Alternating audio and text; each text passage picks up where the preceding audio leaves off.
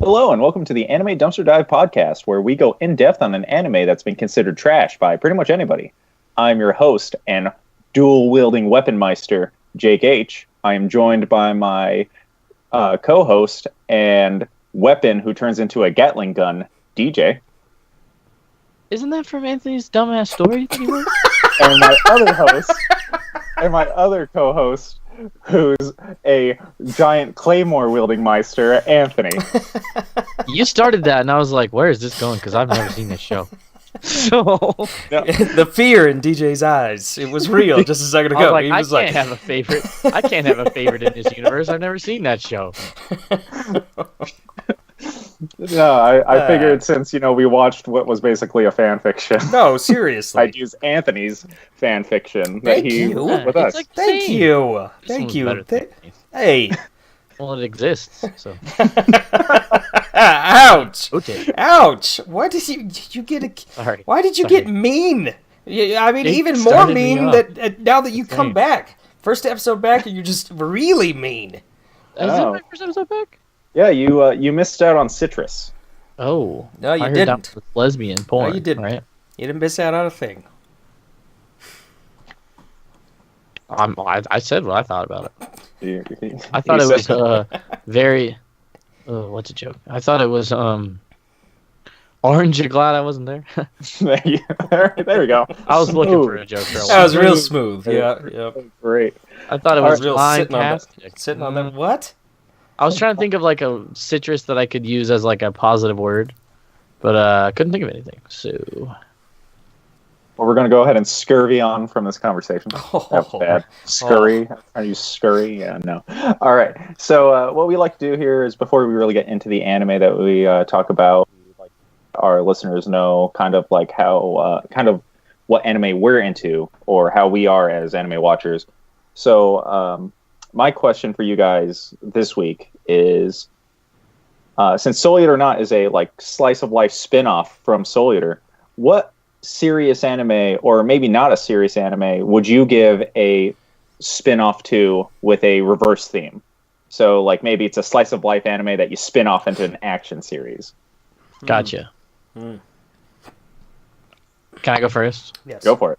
Dragon Ball Z, only the parts that aren't action, but all the same characters. So it's like Master Roshi sitting in his house, and he's like, "Oh, hey, Bulma's here. Hey, Bulma." And she's like, "Hey, guys." Or best episode would be just like the one where Goku and Piccolo learn to drive a car, which already exists. They could just start. They could have that as the first episode. No, I'm just kidding. That would be fucking horrible.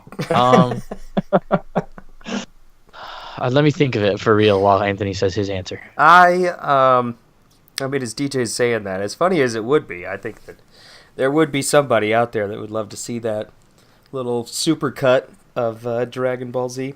I'd say that I've been watching a lot of another anime too that I care not to say, which is giving me kind of a different view erection? on things. No, different view on things. Also an erection, but you'll see in the video.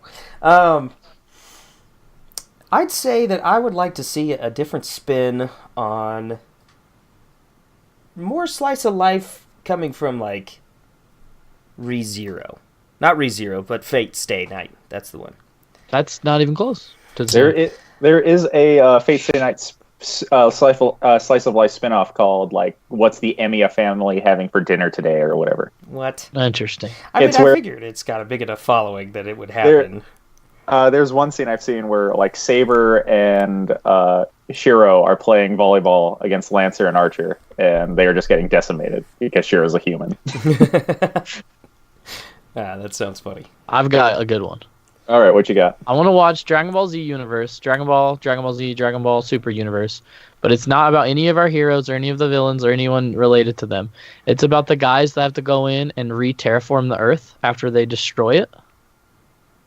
Like when that city becomes a crater, they're like, Yeah, "Gosh, yeah. we gotta flatten They're this like, shit out." all right, how we gonna flatten? Or they're like, oh, the fucking fighters just blew a 7,000 foot chasm into the Earth. How are we gonna fill this one today, boys? So they just like drive big ass machines and stuff and like fill in holes. That would be it. That's the best anime ever made. Do you think when our heroes aren't using the Dragon Balls to like wish people back from the dead, those people are collecting the Dragon Balls to repair the Earth? Yeah, that too. They're like, I wish I had a tractor that was 10,000 feet high, and he just pushes the Earth back to where it needs to go.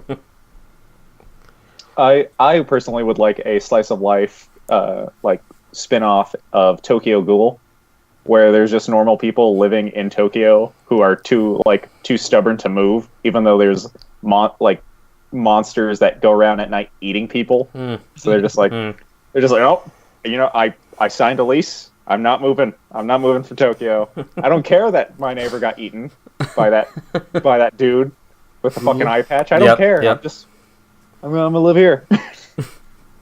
It's like the people that live in the district of the One Punch Man universe. Why did I move? Why did I move here?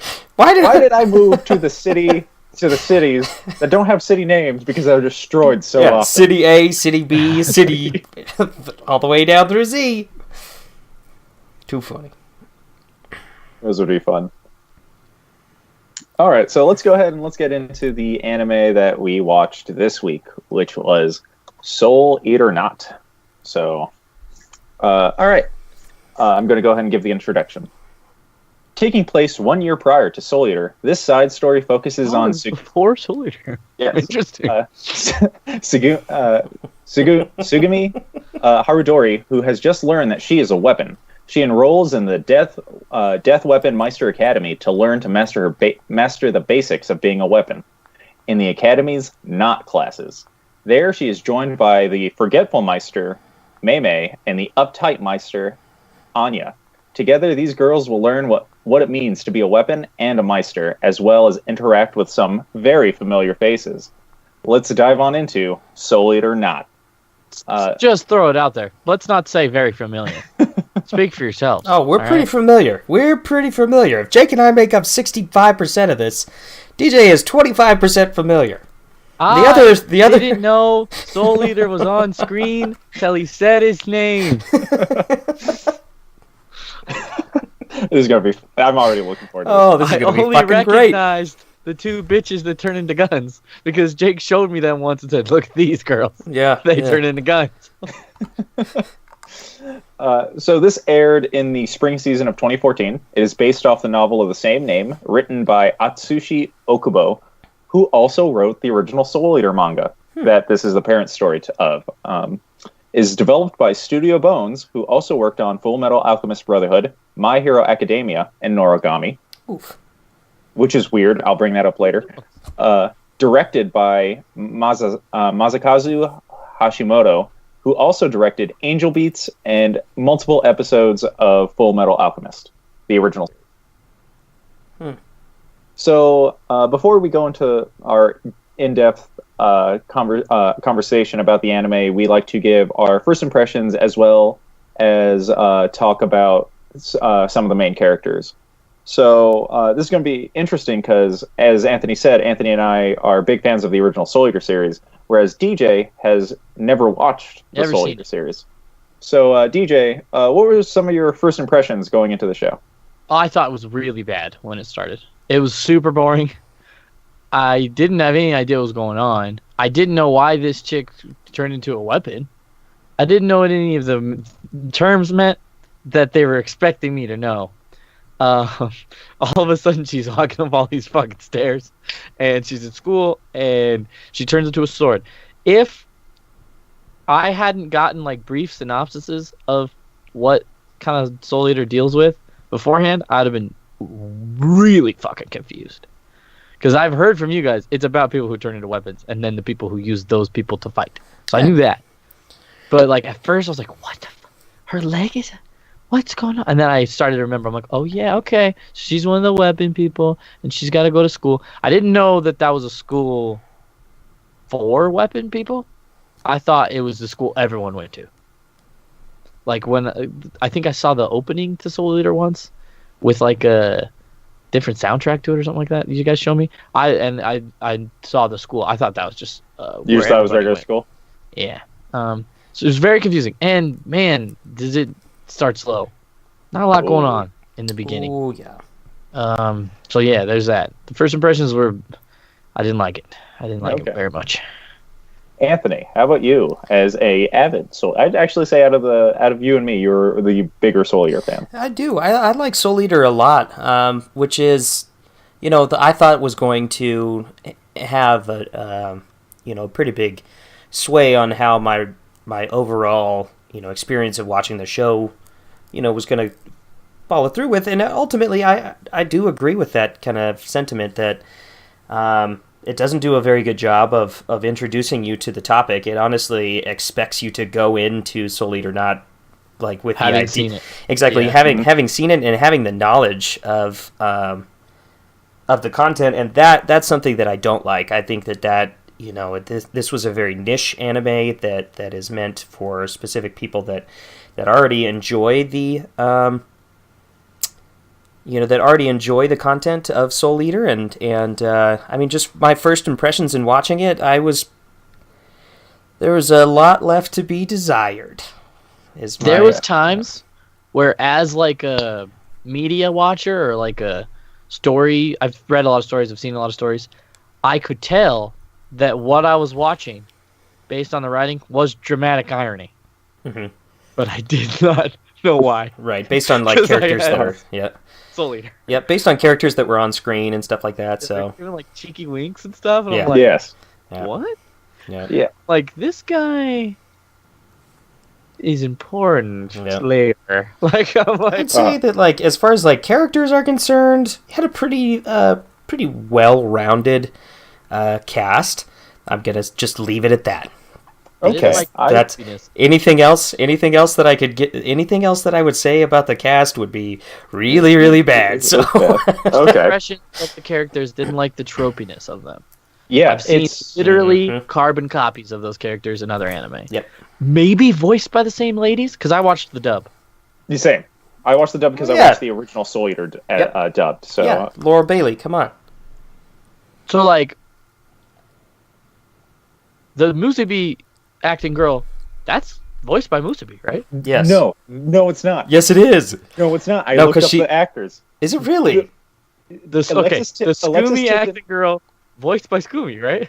No, Alexis Tipton, who voiced Musubi, voiced the Scooby acting girl. All right. Okay, no, that makes sense, because every once in a while I was like, that sounds like Musubi, and it would be the Scooby girl. When she was like questioning about them, like you can hear her inquisitive, like when her voice rises inquisitively, it gives it away that it's her. Like even if she's trying to change her voice. That's right. Yeah. That's right. There- Because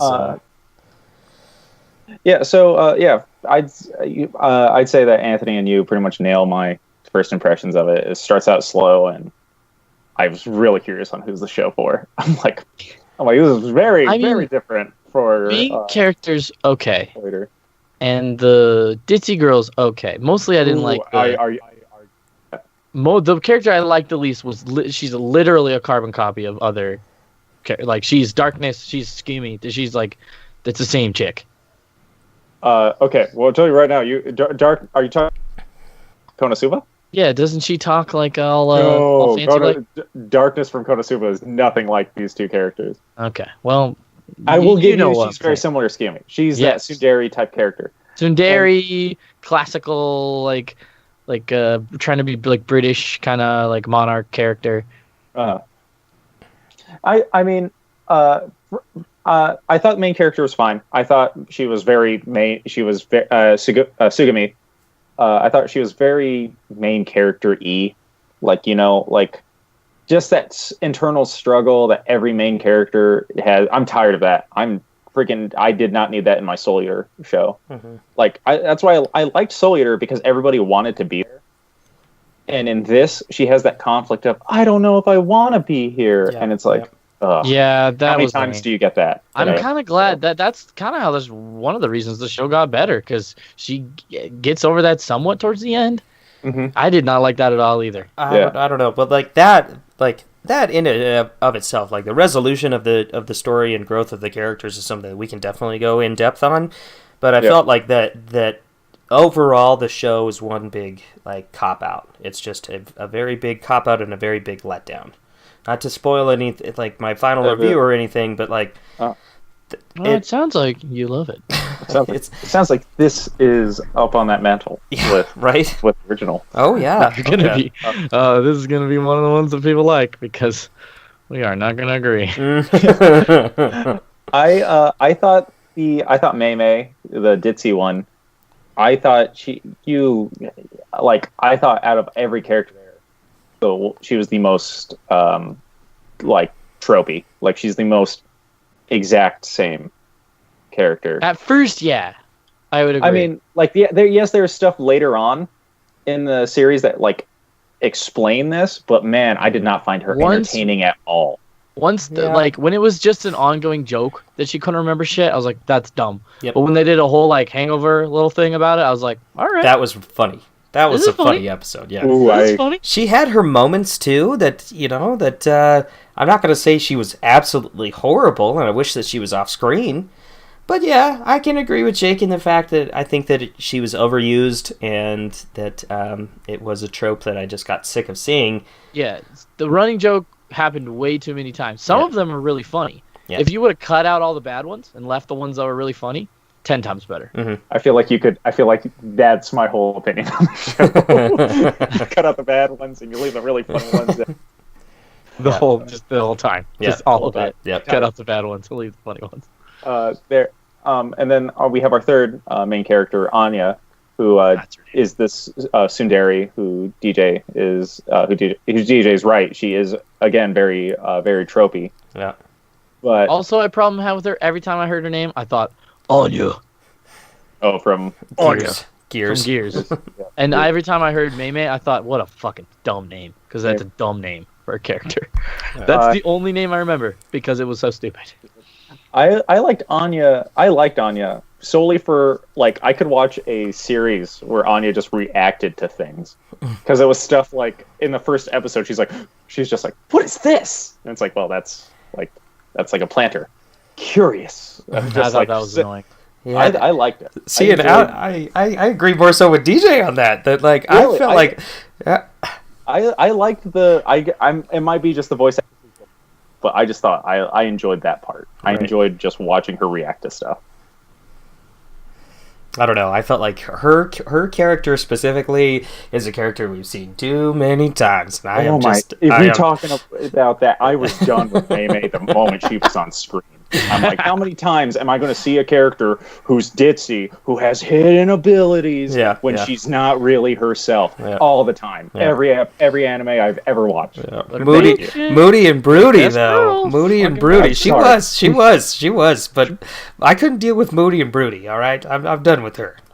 I was so over Mei Mei instantly. As soon as, especially when it got not her big reveal, but the reveal of her sleeping, and I was just like, oh my god, she's the big boobs though. No, yes, she's got 14 years old. How you feel about that? 15 years old. No, she's absolutely 14. Okay. That's in episode 1. It's in episode 1. I thought they were 15, but still, it's Japan. That's fine. It's Japan. It's different. All right, so we're gonna go ahead because we're getting hot.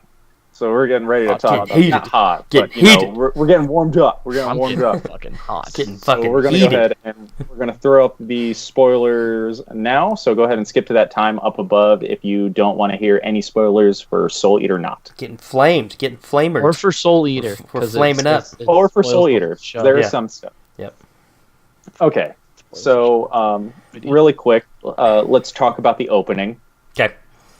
Did you guys like it? Did you guys like the opening? Mm-hmm. Watched it once, skipped it every other time after that. I don't remember the opening. I typically, and Jake, I admitted this last time too. I do remember the opening. It's so long. Yeah, it's stupid long, right? It's like 2 minutes. I put the show on. I'm watching it. I'm like, I think I was folding laundry or something like that while the first episode was on. I'm watching it. I look at my screen. I go, why is this? I literally got angry. I was like, why is this still going? I was like, what the fuck?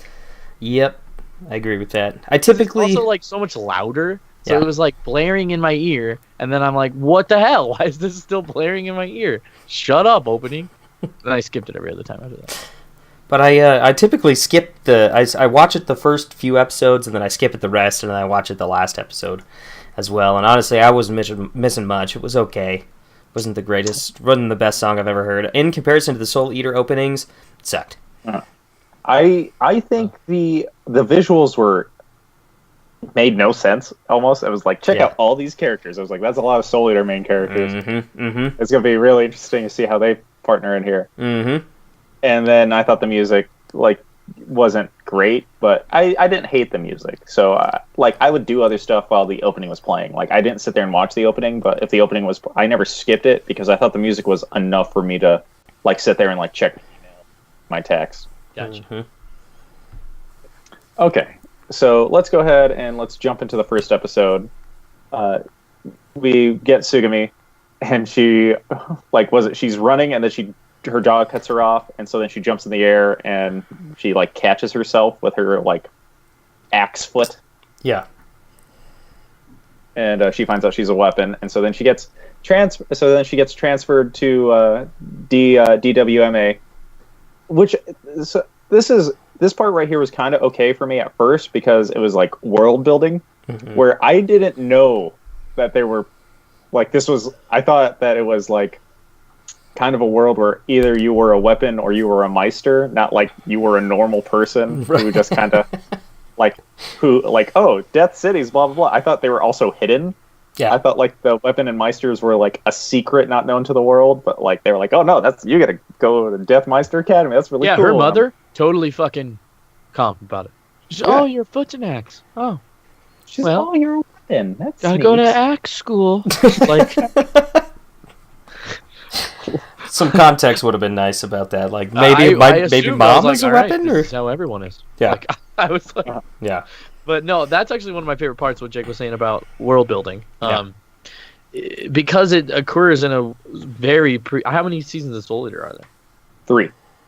So it's occurring in a fairly established universe. Like it feels like it's occurring in an established universe, and I think that all shows should feel that way, regardless of if they're a prequel or not.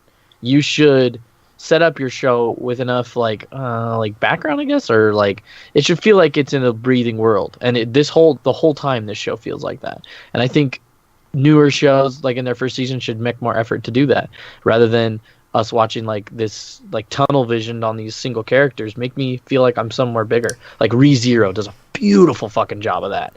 Like you know your main character, but like you're totally not tunnel vision on him. You feel like he's in this world that's bigger than him, you know, and it feels that way in the beginning of the show for sure. Well, the whole time actually.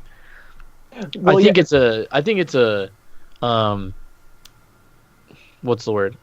Like an outcome of it being a offshoot. A result of it being a prequel. It's a result of it being a prequel of a bigger show, which kind of makes it not as cool. Like if you look at ReZero, that's not a fucking prequel at all, and they nail it. They make you feel like you're in this big universe, whereas this one only succeeds in that regard because it's technically like season 4. You know what I mean? Like it's had 3 seasons of prior building, world building to it. Yeah, but I mean, I liked that. I liked that a lot. I'd say that with the characters too, like they help build that experience. Thankfully, we get characters that come from different ends of the world and different, different backgrounds as well. With Anya coming in from this royal family of royalty, which I thought that was pretty badass. I didn't know that. In that sense, I thought that was cool. It's like again neat to see like these characters aren't characters that aren't like copies of characters that were in the original Soul Eater. So it's cool. It's in a sense cool to see these characters in this universe because we haven't seen these types of characters before. Right. Another part I enjoyed was I always thought the stairs were fucking ridiculous watching Soul Eater. I was like, who's going to climb up all those fucking stairs? And the first thing she does when she sees those stairs is like, oh, well, I can't make it. I'm not going to... She just died. She resolves to dying, and then Maka That was one of the times I was like, this must be a joke. Yeah. I get it. I'm like, I get it. Those stairs are big. Like... Because she goes that... She's like, she's like, these stairs are huge. I'm like, oh, okay, so it's ridiculous in that world. All right, good to know. Mm-hmm. We get our first main character from Soul Eater cameo. 6 minutes in, we get Maka showing up. Yeah. Thought that girl was going to be part of the series. Had no fucking idea. you're like, oh, that girl's going to be a classmate. like, oh, she's going to be your friend or something. Yeah, I was like, cool. Yep. Nope. Context clues, man. It's lacking in context clues. Like I said, it just assumes that you know the content. Yeah. Didn't know that she was a character until the guy next to her said, "I'm Soul Eater," and I went, "Oh, so that girl must not be part of the show then." I was like, well, they speaking of doing that, they do that again pretty close by, where that girl walks by and like bumps into Black Star. Mm-hmm. Or Black Star punches the guy that's talking to her. That's what happens. Yeah, and no, punches a guy towards her because he's like fighting somebody, right? Mm-hmm. Mm-hmm. And then that guy I recognized. Well, that's another thing though. It lingers on Black Star, and it's like, oh, she might want my autograph, and then you're like, I imagined as a new watcher, you probably were like, this guy's going to show up again because why would the camera linger on him? And then he never shows up again until like the last episode. I would have 100% thought that if I hadn't recognized that guy. And so I was like, wow. I'm like, again, like it's not doing a really good job of like doing like these nods to like other characters. It's kind of just making you think they're going to be big parts of the show. Right. I got to learn a little bit about Soul Eater too. I thought the kid that wears black and white is Soul Eater. No, he's not. DTK. Yep. He is not. That is not. They don't even introduce him. They don't. They never say. They don't even say his name. One part that was throwing me off almost the entire watch of this is that Sid's not a zombie. Yeah, the whole time I'm like sitting there going, what the fuck? Like I'm like trying to place it in my head too. I was like, wait a minute. So when the fuck does he? No. What? Nope. I was like, yeah. Well, that's what I was like. Are we gonna get like because Sid dying in the first episode of the second episode of Soul Eater, right? And so I'm sitting there. I'm like, how is Sid going to die? I'm like, I wonder if they'll do a fake out because I was wondering if like they'd show him like get hurt and like, oh, Sid's dead, and he's like, no, I'm not, because we know how he'd die. Right. But then as the show progressed, I was like, I don't think we're gonna get that death fake out, and then we got that the ending, and I went, oh, yeah, okay. Right. I thought he was just their teacher. I had no idea. He was like, Sid's the teacher. Okay. I had no fucking idea. When he died, I was like, oh no, their teacher died. This is a trope I absolutely hate in every anime that has a main character that's a female, and that's the creepy sexist random dudes whose main purpose is to be the creepy sexist random dudes. That happened so often in the first like 3 episodes. I was like, if this is the whole fucking show, I'm gonna be so pissed. Mm-hmm. It's like this universe is horrible and all girls are mistreated. I was gonna be like, oh god. Well, that's where it's like the original Soul Eater never had like themes like that, and so it's very different. Like already, where it's like, okay, it's like your standard like battle school show right off the bat, compared to like the original series. Mm-hmm. Okay, so right here, I wrote this line down because I said for me this might be the highlight of the series, and I think it still is. It is where she yells at, not yells. It's when it's when Anya is looking, Sugimi up and down and realizing how much of a commoner she is. She goes, "Oh, she even has commoner mammary glands," and I just lost my shit. I thought it was weird that she judges people like that, but that was funny. Here's a fun fact. The two guys who are later revealed to be CIA agents, Akemi and Clay, actually show up in the like final plot line of the original Soul Eater manga. Did they? Oh wow. Yeah, they show up because they're sent on a mission to the moon, to the moon, because they're like an elite force. Those two are like elite. That's badass. But they're not death. They're not death. They're not. He's not a death Clay scythe. might actually be a death scythe by then. Oh wow. No, wait, no, he's not, because there's only the 8 death scythes. I have no idea what this means. She's like, what the fuck's this? Those guys, they played him up real big, but they got their shit racked by a lot of normal people. They really did not always do like, much. what? Those guys are supposed to be the fucking FBI. Every time it happened. Yep. I think Akame may be my favorite character. Like, he was cool. He was cool. I thought he was a creepster at first, and then I realized he's just one of those like smarty trope characters. Yeah, I thought he was going to be one of the creepster smarty trope character, which is a little twist of the classic smarty trope character. No, instead he was the cool smarty trope character. He was the cool one. He wasn't the one that's gonna be like, now you're my slave. And you're like, oh no, shit, he's a creep. But now instead he was the one's like, maybe I'll be your partner. Yeah. Just kidding. Yeah. That was, what was that, episode 2? Episode 2 or 3? Because I'm in love with you. Just kidding. Bye. Like, just kidding. That was funny. Let me fix my glasses and be cool. I'm That voiced by funny. Ian Sinclair, who voices Seo in Sekiro. Nice. And then Minato is a guy with no hair and horse. Ox. No, that's Josh Grell. Who is everybody else? Minato was Killick, the guy who was posing for those pictures in the first episode. God, they sound so similar. They do. Well, that's how there's that joke in Sekiro where Minato talks to that guy and he's like, "You're just like me." That guy's voiced by Josh Grell. That's funny. I liked that Sugami is a weapon that I feel does not get enough love in just like shows that involve weapons, and that's the halberd. Mm-hmm. And so I did like that Sugami's that weapon. Was a halberd. Halberds are great. Use a halberd in Dark Souls. It's my favorite weapon. My notes for this are trying to place it on the timeline. I'm like, Sid's alive. Okay. Right. Medusa's the nurse still. Right. Yep. I'm doing this at the same exact time. And I know that it's like a little early to jump the gun, but it's like there were a lot of missed opportunities that I think that this show could have, using the knowledge that they have, because Soul Eater has been completed now for how long, after Soul Eater was done. I think that this show had a lot of missed opportunities that could tie up some unanswered questions in the Soul Eater universe. So that was just my opinion.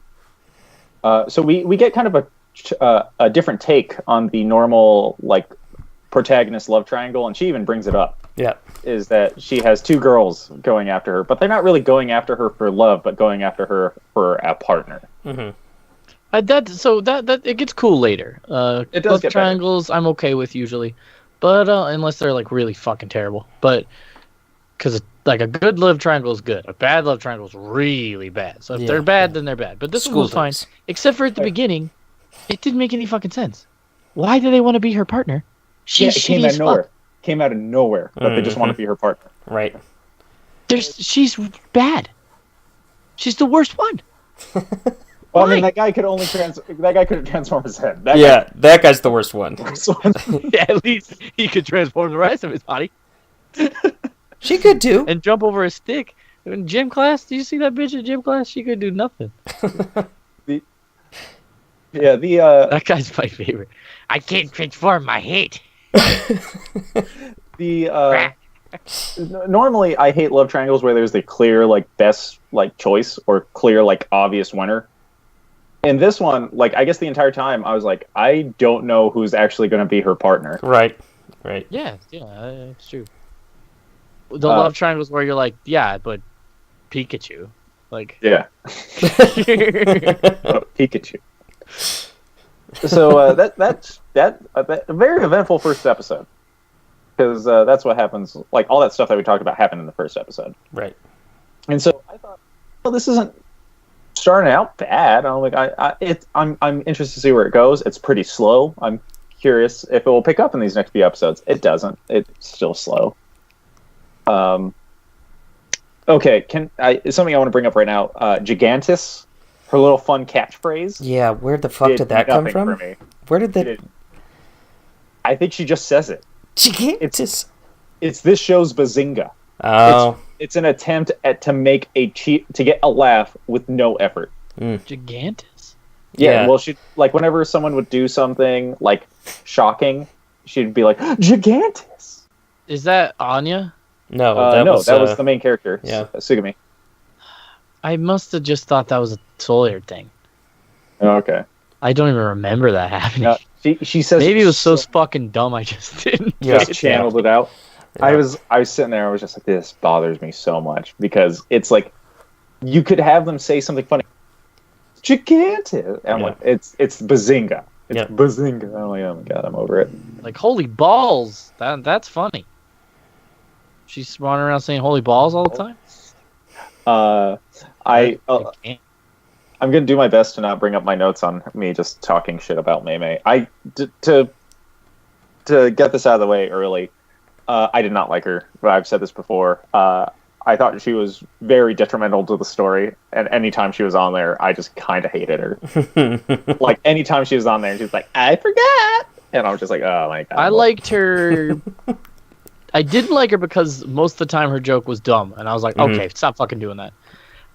I did like her because of her big boobs, and because of the so rare times that her joke was funny. And then once they had her whole hangover episode, I was like, all right, this is funny.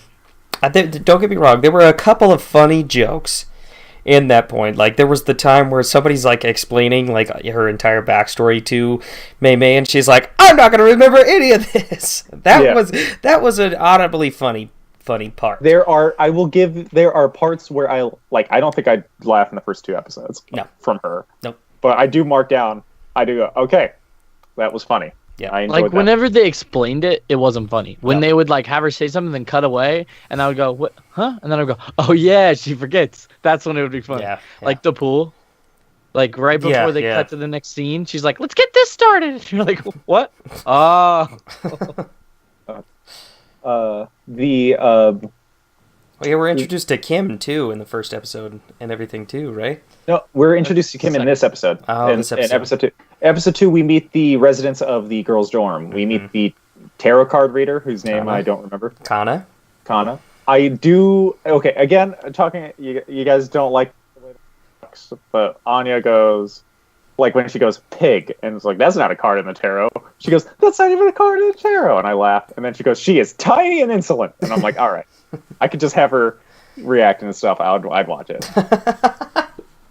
I think that comes down to personal preference, Jake. That's just me. I can watch someone. I can watch a person who talks funny, reacting to shit pretty much all the time. I could watch an Australian person open up like a bag of like differently shaped cookies and just be like, "Oi, what is this?" Blah blah blah. And I'd laugh. Oi. That's so funny. We should put him in a zoo.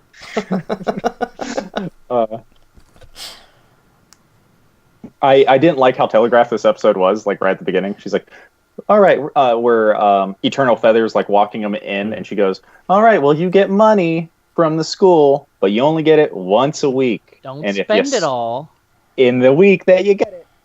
Only get it once." I thought or you'll have to get a job. And I was like, well, they're gonna get fucking jobs. The teacher was really stupid. Came out of nowhere. Yeah. Where they were like, she's like, I'm evil. I was like, that was fucking dumb. It does fit in with the Soul Eater theme of everyone's fucking crazy, no matter what they are. Yeah. And so that's where she's like, you're supposed to be the housemaster. And she's like, well, yeah, she's fucking crazy. I did think that this was a pretty cool nod to the movie Misery.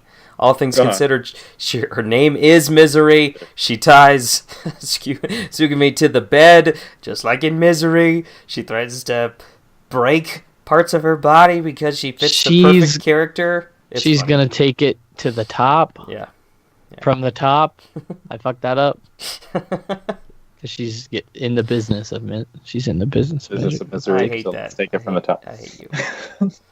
I tried. We also get the reveal of Mei Mei in boxing, where she's sleepwalking and she's a really good fighter, and this dumb character is really that shit was fucking stupid. Yeah. I hate that trope. I hate this completely like unreliable character is extremely reliable when they're not themselves, and it's just bad. Like you can see it done in Prisma Ilya, the Fate magical girl spinoff, has a character like that in the 3rd season, and I think that character sets the bar really high for me because she's very similar in the sense of being ditzy, but she's not useless, and except for that one moment, and that's what Mei Mei is. Mei Mei, I feel is absolutely useless until they straighten her out later. She's fairly. Oh yeah, that's true. Never mind. Like she I becomes. was gonna say competent. she becomes competent. Yeah, I was gonna say I remember her being fairly strong, but it's because later they get it fixed up. Yeah, but until then, she's like she does nothing. She halts progress, and she is a drunken fist man. It just basically feels like the writer, when coming up with a character, was just throwing shit at the wall and seeing what stuck. Yep. Big boobs? Yeah, sure. Lazy storytelling that they had a bunch of leftover like tropes and characteristics that they just basically pinned all on Mamie, on her character. So. Well, and then in two, then also play devil's advocate against my own belief that I really liked Anya, is that the author definitely went popular tsunderes, all of them. Yep. Oh. Yeah. Why not all of the popular series? And so we get Kim, and then Anthony, correct me if I'm wrong, but Kim gets way more development in this series than in the actual Soul Eater show, right? Kim is from Soul Eater. Absolutely. Yes, she is. Yes, she is. Interesting to know. And she does. You find out about her origin. Everything else is she's not just there. She's kind of, in Soul Eater, she's like in the background until they pull her up front and they go, Yep. all right, Kim's the main character now. Yep. Enjoy. Yep. And then fucking Jackie, too. Yep. Didn't know that either. Thought they were only in this show. Oh, really? Let's see. There you go. Yeah, Kim and Jackie are like secondary characters in Soul Eater. And they know each other at the start of Soul Eater because they meet during this show? Yes. I would have to assume. Cool. Like, that's how they get together. That's Yeah. Let's get together. No. I like some of that stuff where it would because Kim and Jackie, who are under developed characters in the original Soul Eater, got a lot of development here, so I kind of like that. I like that too. It's funny too because I point out, I'm like, when they say the witch of the dorms and I see Kim, I'm like, it's got to be Kim because Kim's a witch. Yeah. No other people don't know that. No idea. Yep. Oh. I was like, oh shit, she's a witch. Oh fuck. It's not that big of a deal. They get jobs at Death Bucks, Which is funny. It gets really slice of lifey the rest of this episode, and I liked it. I enjoyed it. I mean, I kind of forgot it was a Soul Eater spinoff for a bit. Yeah. Because I just thought it was these three girls working at a coffee shop. Yeah. Then it showed you the sun, and he's like, the sun goes, you're like, oh fuck. Another one, I was like, I guess that's a Soul Eater thing. I'm not sure. He's laughing. See that it's weird because this I thought the slice of lifey parts just at this point right now, that part in the cafe was really well done. It felt really like it was an entertaining slice of life area. Mm-hmm. And so this is where it bugged me, was because I was like, why does it have a Soul Eater skin over it? I felt like it was kind of cheap to draw you in. Right. This is only at episode 2. And I thought it was boring, but I am a fan. I usually don't like slice of life anime, so. Okay. I think that it has a bit of identity crisis here in episode 2, and I would argue more so that it has an identity crisis near episode 8 and 9. Everywhere. Yep. Everywhere there's sprinkles of little... What? Towards the end, I think it finds its way. It kind of irons itself out. Oh, yeah. I feel like episodes 10, 11, 12, it's ironed itself out. It knows what it wants. But till then, it's really iffy on what it wants to be. Well, that's why I was saying specifically in about 8 and 9. That's really where the height of the identity crisis really comes into play. I don't remember which ones those are. We'll get there. But a good example right now is the beginning of episode 3 has Kim's weird fever dream. Yep. Where she's being pulled down by her past selves, and I'm like, what the fuck? And she wakes up and she's like, and then it cuts to the opening, and I'm like, what the fuck just happened? I'm like, they do that quite often. They're like, oh, remember the storyline? And then they're like, nah, back to the nothing. Yeah. Exactly. That's what. Those guys show up and they're like, they don't sleep, and he was a strong fighter. Something must be going awry here. And then it's like, okay, let's go back to. What are the girls doing? Huh? Yeah, it's like, oh, remember that crazy dream Kim had? let's explain why Eternal Feather's name is Eternal Feather. Well, Kim said I should be named it, and then that's why I'm named. I had a minor freak out here, Anthony, because I went, wait. Did I just learn from a Slice of Life spin-off show that Soul's name isn't actually Soul Eater Evans? Right. It's a fucking nickname. There's no way his name's actually Soul Eater. I was so upset. I'm like, this is our time. I thought his name was Soul. Yep, I know. I thought his name was Soul too. There's a guy here that calls himself Soul Eater. I was like, right? That's a weird name. He's Soul. He's Soul in my book. That's what his name is. So it was Soul first. It's always going to be Soul. I like that Akane and Clay kind of start building up like more presence in the show around episode 3. More of the ruse. I liked that. That was good. That was a good joke. That was a good running gag that I liked a lot. Which one? When they start, where Clay can't come up with a lie. So yeah, it's like 8 lies. He comes up with like a diagram that's like, this is the you three like each other. That's the triangle, and then me and Akane exist outside of this. And I like the girl with the big boobs, but so does Akane.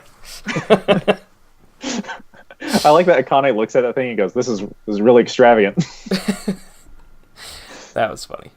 That was funny. So the another thing that we kind of get here is a fight where Akane and Clay fight like a guy. Mm-hmm. After Anya, something happens with Anya too, where she walks down the alley, right? Or is this before that? Guy later. That's later. That's later. This is the first guy that they captured. Oh, that's right. This is the first time they're like, look, storyline, and you're like, oh, okay, and then they're like, never mind, it's gone. It's like the traitors, and Akane and Clay capture him, and then it's like, okay, back to Kim. Kim, look at Kim. She took money from you. Yep. Are you gonna pay for lunch? I don't know. But I thought the fights in the original Soul Eater were very well choreographed, very entertaining throughout. This one was kind of like slash, dodge, chop in the neck. Right. Done. Yep. And I'm like, okay. Neat. Pretty sloppy. Sis. And then, because this episode, we get Ox. Like, Ox gives Sugami the money, like, to pay back what Kim stole from her. That's right. Because he likes her. Yeah, I was gonna say Ox really Ox and her kind of have a thing in Soul Eater. Mm-hmm. But she's a lesbian. That's what trust me, I'm so confused as to her and Jackie's relationship in this compared to her and Jackie's relationship in Soul Eater. Yeah. That goes a lot. That's the thing too, because Jackie is Kim's partner. And at this point, again, I'm like, wait a minute. They're not partners already? They're partners in Soul Eater. What? I'm so confused as to the timeline here. Because Sid calls Maka and Soul seniors in the first episode. But I think that was just like a mistranslation. I think so too, yeah. Because I think he just meant older students. Right. They can't be like... That the timeline doesn't work that way? Well, when they start out, like when Soul Eater starts out, this is they've already been working towards becoming death's like Soul's almost a death scythe. Yeah, Soul just needs a soul of a witch, which is like the final step. Mm-hmm. That's when it starts? Yeah, that's how Soul Eater starts. He's done with school. Pretty much. They're still technically in school, but they're like the top tier students. Yeah, what are they called, those Meisters? Man, I can't. But they're still not as cool as the CIA dudes. Yeah, they're not as they get on like par with like the CIA dudes, like midway through the series. Yeah, but they're actually effective. And they're actually effective. In this, not so much. They don't watch a guy stab himself with a sword. Yeah. Okay, so I'm looking at my notes now. I think episode 3 they do get attacked by the weird scorpion guy, because the opening of episode 4 is Sugami's dream where the guy kills all of them. He's a scorpion king. Yeah. which was fucking OG Soul Eater. That was some OG Soul Eater shit, and I really like that. Yep. And then she wakes up and she's like, I don't want to be here. And I was over. I'm like, stop whining. You've whined so much in these first 4 episodes. Yep. And here's the Mei Mei joke that broke me. Here's the Mei Mei joke that I laughed at. And that's when she woke up and she goes, oh no, where are my glasses? And they go, Mei Mei, you don't wear glasses. And I just laughed. I was like, damn it. Like, when used correctly, used correctly, it was funny. It was really funny. Yeah, and I liked that part too. Because it's like, oh, it's acknowledging that she's forgetful, but she's being forgetful about the wrong thing. Yeah. I don't know. And then this is where Akane... I thought this was really cool because we get some Akane development because Tsugumi's going around asking people, like... Because basically weapons have no choice but to join the academy if they want to live like normal lives. Right. So that they can control their abilities. But Meisters have the choice of going to the academy because they're just regularly talented people. Mm-hmm. So is that something it explores in Soul Eater or no? Absolutely. Yeah. Absolutely. You see characters that don't currently have weapons that can use weapons. Specifically a character that they show in Soul Eater. Not that you wouldn't even know. In fact, you would just say that he's a doctor. Yeah, that's the guy. That's the dramatic irony guy. Yes. Stein. I was like, something's up with this dude. Dr. Stein? He keeps cheekily, like, saying things, and the camera holds on him weirdly. Something goes on with this guy later. This is too much. There's dramatic irony going on here. There's dramatic irony going on here that I am not seeing. I can tell. Yeah, so... Yeah, it definitely goes more into the actual Meisters and stuff in Soul Eater. Yeah, and people that are strong enough to like solely just use their powers as weapons, and vice versa. People that are strong enough to hold their own as just Meisters. And like Meisters who can soul resonate with any weapon and stuff. Really, really good world that Soul Eater has built with 3 seasons and a prequel. Oh, absolutely. I liked some of the going into a little bit more of the world building there because Anya is reluctant to tell why she became a Meister, and Mei Mei forgot why she joined the academy. So she asks Akane, and Akane talks to her about why he joined the academy. And this is cool because it gets more into like some of the world, like more into the world. We get a nod to the Star Clan, which Black Star is the sole remaining survivor of. Right, and like that was weird for me, because I didn't know that Akane was part of that originally. I don't know if they go into that in Soul Eater either.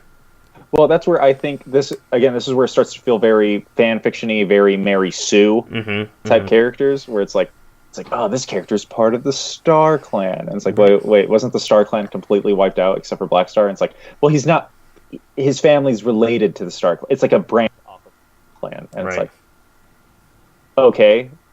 But, okay, I guess, like, that's cool because that's how families work. Right. So I guess that's neat.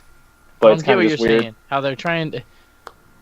connect every character. Exactly. It's like they're trying to place shoehorn something in. Yep. That originally was not there. Yeah. Or doesn't work. See, and that's where the identity crisis comes in for this show. I think that it was just trying too hard. I think that it was trying way too hard, but I understand where they're coming from in that sense. That's like, you already have the source material.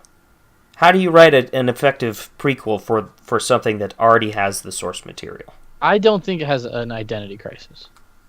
Well, like bad writing and like stuff like that, but I think it knows what it wants to be. Well, does it want to be a slice of life, or does it want to be a prequel to Soul Eater? To Soul Eater, is my thing. I think it's a slice of life with a Soul Eater flavor to it. But it's so jarring. Like the drama from the Soul Eater stuff is just so jarring to it. It's like you go from like your slice of life happy joke stuff to instant like my father owns a dojo and I had to do this and I had to do this, and you're like, okay, right, that was sudden. That was really I like dark. How it and then starts out innocent and then gets darker as it goes on. But normally it starts out slice of life and gets more of like fighting as it goes on. I thought that was fine. I like it. Yeah, I mean that's fine if it has a nice transition to it. What I'm saying is it will sprinkle that stuff in randomly at the beginning. Yeah, and I like the word that you used for it too. Yeah, it's jarring.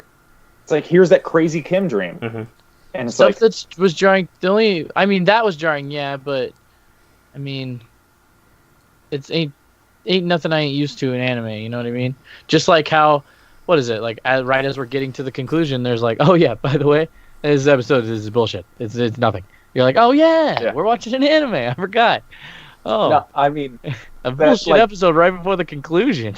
Of course, that's it's the thing, anime. It's not a bullshit episode right before the conclusion because every episode prior to that bullshit episode is a bullshit episode. I agree with that 100%. Is how I feel. Is like it's sprinkled. It's plot every now and then with just filler in between the plot of every episode.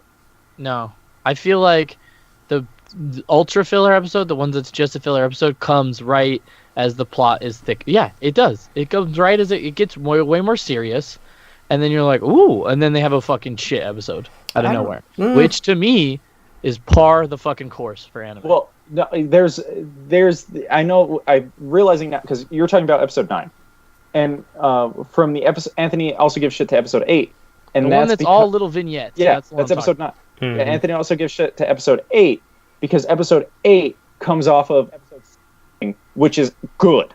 Episode 7's ending has me so invested, and then it goes to nothing again. Yep. And so we'll get there. I don't think that's evidence of an identity crisis. I think that's evidence of bad writing. And I think that type of bad writing is very common in anime. So I mean, I guess we'll get there. Okay. So now we're on episode 5, and episode 5 is the Jacqueline and Kim, like let's get Jacqueline and Kim together plot. Mm-hmm. This is the pool episode. Yeah, this has the pool joke. This has the bath scene stuff. Yeah, wasn't that good? Now I want to bring this up later. Is I have a note saying, "Oh yeah, the witch subplot." Yep. I'm so confused as what I'm doing watching the show. Is that I think at this point I think the witch is the subplot, not the main story. Right.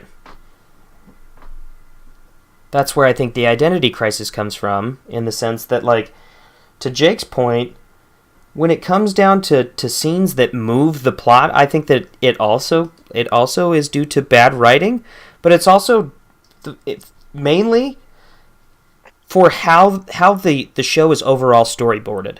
That's where the identity crisis comes from. It's like, okay, yeah, we're going to show these girls in a coffee shop, and then we're going to show them shopping, and then we're going to show fucking Fallen Leaf cutting her throat, or whatever the fuck her name is. I thought the show moved at a consistent pace. I disagree. It didn't move quickly, but it moved at a slow, consistent pace and reached an okay conclusion. I feel like storyboarding-wise, this is better than almost any anime we've watched.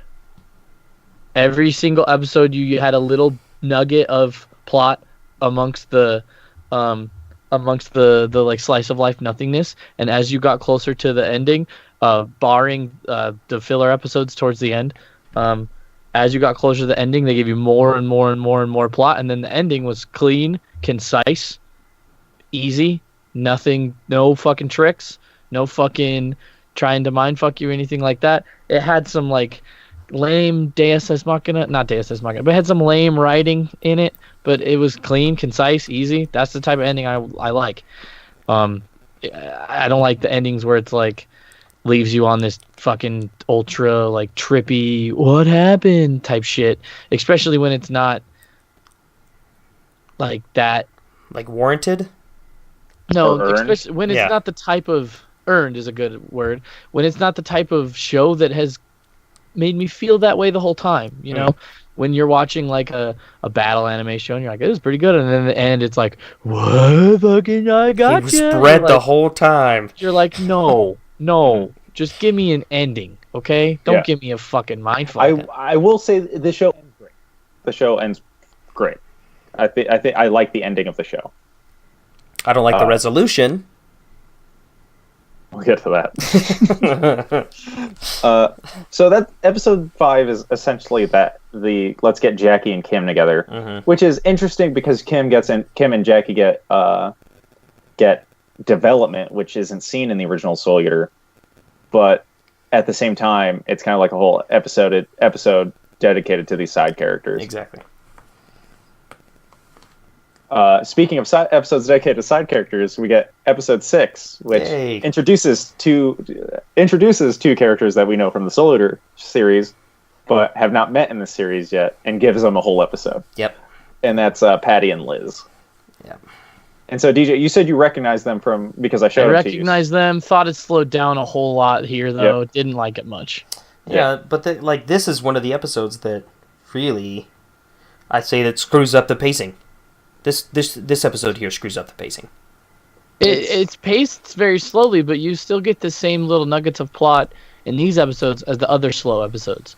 It screws up the pacing of the three girls' storyline, but not the overall storyline of the show, I think. And I didn't give a shit about the three girls' storyline, not till the very end, when everything comes together. So, I mean, I was fine with this. This episode for me was just 100% pure fan service in a sense of you guys liked Patty and Liz, so here's Patty and Liz. So absolutely, I agree. It felt that way. I was really curious as to people who've never who let's say just some random fuck decides to watch Soul Eater or not, so has no idea who Patty and Liz are just sitting there going, we have a whole who are these characters and why do we have a whole episode dedicated to these two? Yep, I agree. It felt absolutely like it was fan service, totally. I didn't like it much. There are 2 parts of this episode I like. Well, 3 parts of this episode. One, when she realizes she's bleeding from her head and she screams. I really like the scream that the voice actress did. Not even about the plot. It was genuine. I just thought the voice actress did a very good job screaming. Mm-hmm. Second part, Death of the Kid. Love that guy. DJ's probably like, who's that fucking weirdo? Yeah, no, I recognized him. Okay. I thought that was Soul Eater. Well, I learned in episode 1 of this show that guy was not Soul Eater. He comes out. When I saw him, I was like, hey, that's the guy who I thought was Soul Eater. He comes out and fixes Tsugumi's outfit and stuff. That was funny. I thought that was funny. Exactly. And then I remembered, I got that joke because I remembered he doesn't like that they have 2 different, her boobs are small and the other ones are big because they're not symmetrical. Yes. I remember that. Symmetrical. And then I thought that every time she tried to order something, that Liz would just throw milk on the table and Patty would slam at the table. Yep. So I like to imagine that she drank that jug of milk every time. Yep. Just like, all right. Milk it is. Milk it is. Moving on. Episode 7. We get the flea market episode. Easily one of the best episodes in the whole show. I loved it. Yeah, I thought maybe not loved it, but it was great. I thought it was better, and this is one of those ones where I thought that the comedy, along with the main plot, was mixed in well compared to the other ones. It felt like it was nicely blended together instead of having that chunks of, as you were saying, nuggets of plot. Mm-hmm. Yes, they start to give you more, and you can feel it. It's very well written. They're even early in the episode, you can kind of feel that things have heightened a little bit. Things are moving a little quicker, and then as it goes on, you're like, "Oh fuck! Oh, stuff's happening! Stuff's happening!" Because the start of this episode, they even give her the idea. No, it's not the start of this episode. It's the start of it's around the middle of the next episode. But she's starting to kind of realize that she has two Meisters as a weapon, and it's kind of impractical. Mm-hmm. Even Clay brings it up that it's you've heard of Meisters using 2 weapons, but you've never really heard of 2 Meisters using 1 weapon. Wink, wink. Wink, wink. 2 on 1. And so then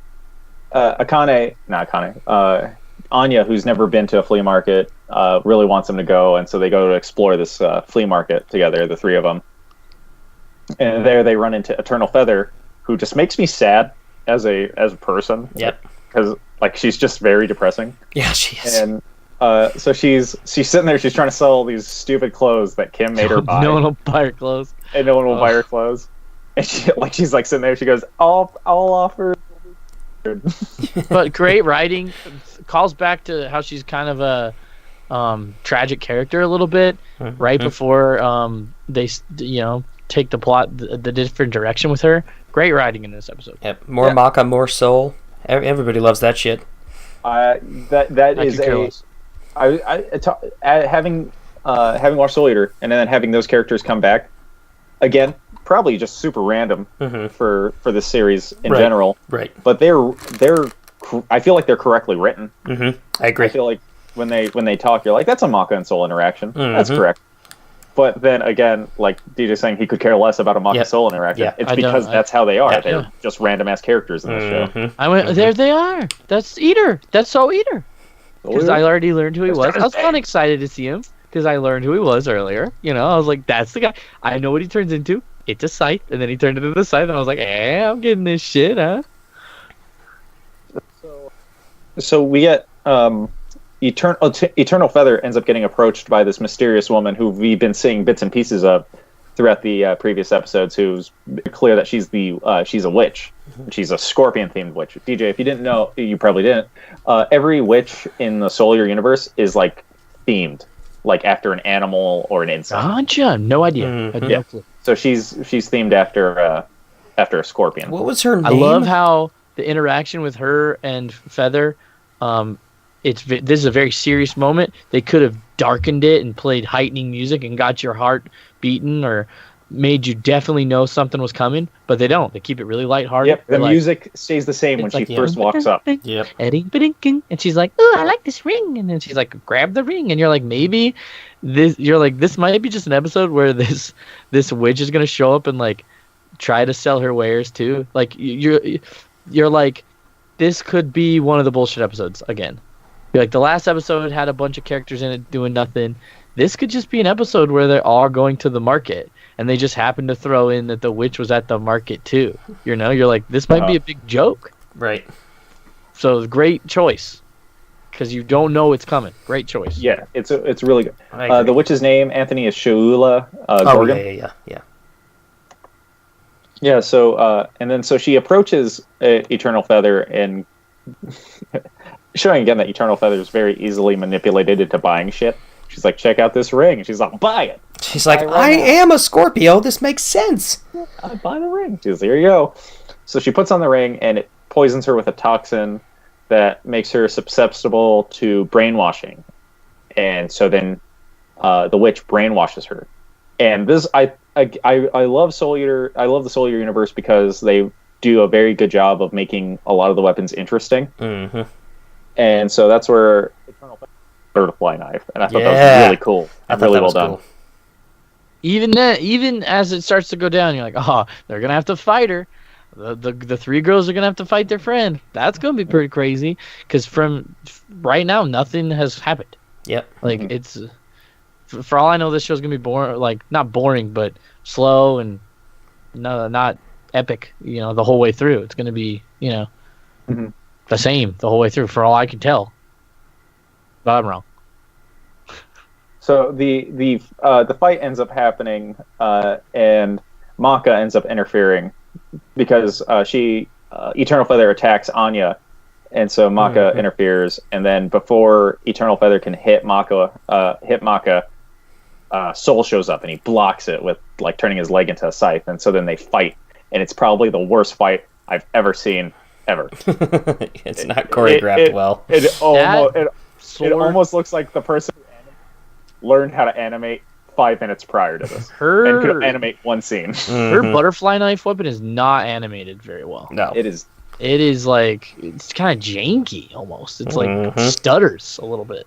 It's a cool idea executed very poorly. I'd say then the original animation style would have been badass. It would have been very cool. Because, but yeah, this fight scene is just bad. Like Mach is like jumping and like her scythe is like spinning around her, and I'm like, what is happening? What is this? And then we get to a part because the witch is watching. She goes, well, she can't really take on an EAT student, so better cut my losses here. Like I don't want to be found out. She goes, kill yourself, and I'm like, they're gonna break it with the power of friendship. This is Soul Eater not, yeah. Even then, yeah, you're like, this is Soul Eater not. She has the knife to her throat. I'm like, Sugami's gonna be like, Eternal Feather, blah blah blah, we're friends. And then she fucking cuts her throat. Yeah, she starts crying. No, she starts crying. She starts crying and her hand starts shaking, and I go, oh shit. And then that's when they drop the music. They're like, boom, boom, boom, boom, boom, boom, boom, boom. And I'm like, oh yeah, fucking do it. Fucking do it. And then she cuts her throat. Mm-hmm. Blood splatters everywhere. Everyone's like, fucking save her. Sugumi faints. Mm-hmm. I literally went, there you go, show. Yeah. Like, that's how you that's how you fucking liven things up a bit. This was the only episode I skipped the ending to not like check my emails and stuff. Yeah. As soon as that part happened, I went to the next episode. I went, bah, next episode. I got to figure out what happens now. Yep. I'm like, what's going to happen to Eternal Feather? And then we get the next episode, which has Anthony's. Anthony's probably one of Anthony's favorite characters, I'd say. Not to put words in Anthony's mouth. Oh, absolutely. Probably of all time, I'd say out of any anime, Dr. Stein is probably one of my favorite anime characters ever. So since you say that, I'm curious to see your two's opinions on this. How do you think they handled Stein's character in this sequence? He's weak. Like it was weak. You real didn't like it. It was real weak, and there were some aspects of him that, like, I know that they were trying to portray the real jokey / how he can come off extremely serious, but still have these jokes and everything else. It wasn't him. It wasn't him. It was not him. DJ, how'd you like our crazy doctor? I thought it was how he acts all the time. When he first shows up, I was like, all right, this guy's a crazy doctor guy, zombie boy, all right. And then as he gets later into the episode, and as he shows up later on in the series, I'm like, there's something going on with this guy. Because that's when he starts like doing cheeky like winks and stuff, and you're like, what the fuck? Yeah. There's something with this man. Like creaks the door open. Yeah, he's like, hello. And you're like, I should know something about this guy. That I don't. The jokes were funny. They made him a real big practical joker. Yeah, they did. I did laugh at the multi-layered joke of, she's like, she has a screw in her head. He's like, I'm kidding. And then it's like, she's a robot. Goes, that's also not her, but she's over here. She still has a screw in her head. And it's like, yeah. He's like, that's 8 times. I got you with 3 different jokes. Yeah. I also laughed my ass off when he grabbed the robotic head and just threw it out the window and just went, all right. It's like ding ding ding ding ding ding ding. What was that name that the head wrote down? Jesus something? Is like some like Spanish thing for like Jesus or whatever, and so they were like, oh, a message from the other side. But, well, look, he's alive. That was a funny Mei part too. That was a funny Mei. A message from the other side. She's alive, Mei. So they find out Eternal Feather's okay. Well, not okay. She's better. Stein fixed her up. She has a scar on her neck now. She thinks it's cool. And they go more into the fact that she got poisoned because Stein found that little prick on her, and that they kind of want to hold her in the hospital for more testing. And Stein basically says, all right, let's make it quick though, because the best thing for her recovery is to get her back to the dorm. Right. And so I'm like, okay, now they're going to really go into this stuff, and then we get into a montage. Yep. Into a weird montage of just weird scenes. Weak episode. A weak episode that follows that followed a very, very strong episode. Yeah, and so like we get this stuff, and I'm like, oh, okay, all right. So what? And then we find out that Jackie and Kim are breaking up. Yeah. And I'm like, okay, how did we go from Eternal Feather's near death to this all of a sudden? This is random. Yep. Unnecessary conflict and just boring. Come on, though. Par the course of anime writing. That is always the case. The shitty episodes are always after the best ones.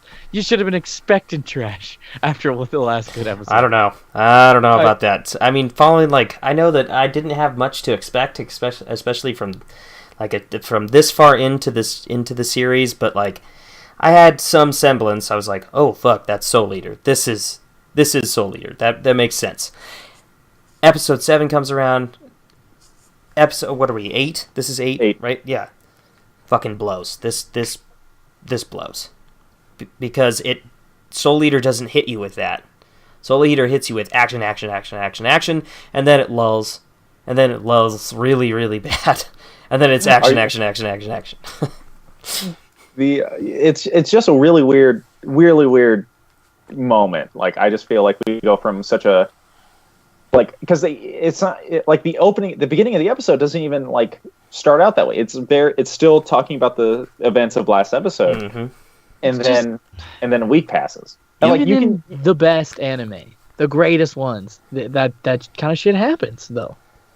But like I don't know. For you seem to notice it more than I do on the certain anime. But for this one's just so bad. Like I don't get like how you're giving this one like a pass. You're giving this one. Like I'm not. Yeah. I'm not. Okay. I'm just saying that it doesn't make it worse.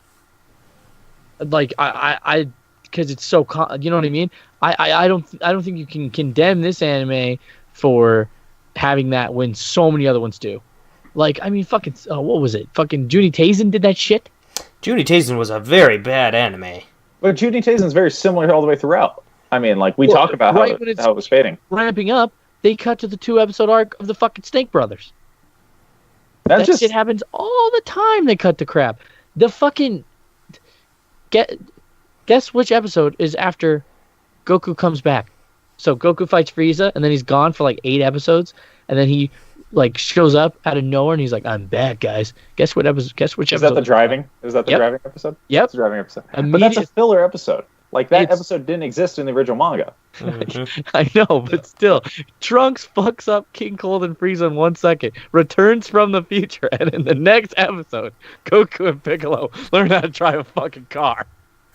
I will give you here. I'll give you this one. In They Fate all Zero, have filler. All of them. In Fate Zero, we get 2 episodes of random Kiritsugu backstory for no reason. For no reason. That comes out of nowhere. Yeah, but that did not follow an amazing episode. That didn't follow like that wasn't like high point. Yeah. Yeah, it wasn't like Iskander's last charge, and then we got like we cut away from the action to do Kiritsugu's backstory. We were on a build up to like the finale, and then Kiritsugu's backstory happened, and then we get the finale. So yeah, it did come out of nowhere, but it didn't cut the anime off to show Kiritsugu's backstory. Right, or slow the progress. Okay, because not okay. Filler episodes suck no matter what. But I think it's okay a little bit because we're kind of in a lull. They're like, hey, she's got to recover. You guys got to you guys got to stay in the dorms. And you're like, oh, so there was a big battle. There was a little bit of a climax. Now we're on the downhill from that. Hopefully these episodes don't suck. They did suck. Because they're dumbass filler episodes. But you know what I mean? It's like, okay, we're on the downhill. Hopefully it's not too bad. It was bad. And then it ramps back up. It goes back up. See, like, that's the reason why I have the argument that this show has major identity crisis, is because of episode 7 and 8. I agree with your fundamental point. I just don't agree with the vernacular you're using. I don't think it's an identity I can crisis. agree with that. I can agree with that. that. I was going to say, for me, the identity crisis is early. Around this time, it figures out. But again, we're basically having a disagreement on vernacular. Yeah, no, and I can agree with that. So I'll choose a different word. Okay. Poopy. So, poopy butt. Yeah, it is. This show is real. This show is poopy butt, man. There's parts where the drama in this show I feel like really works.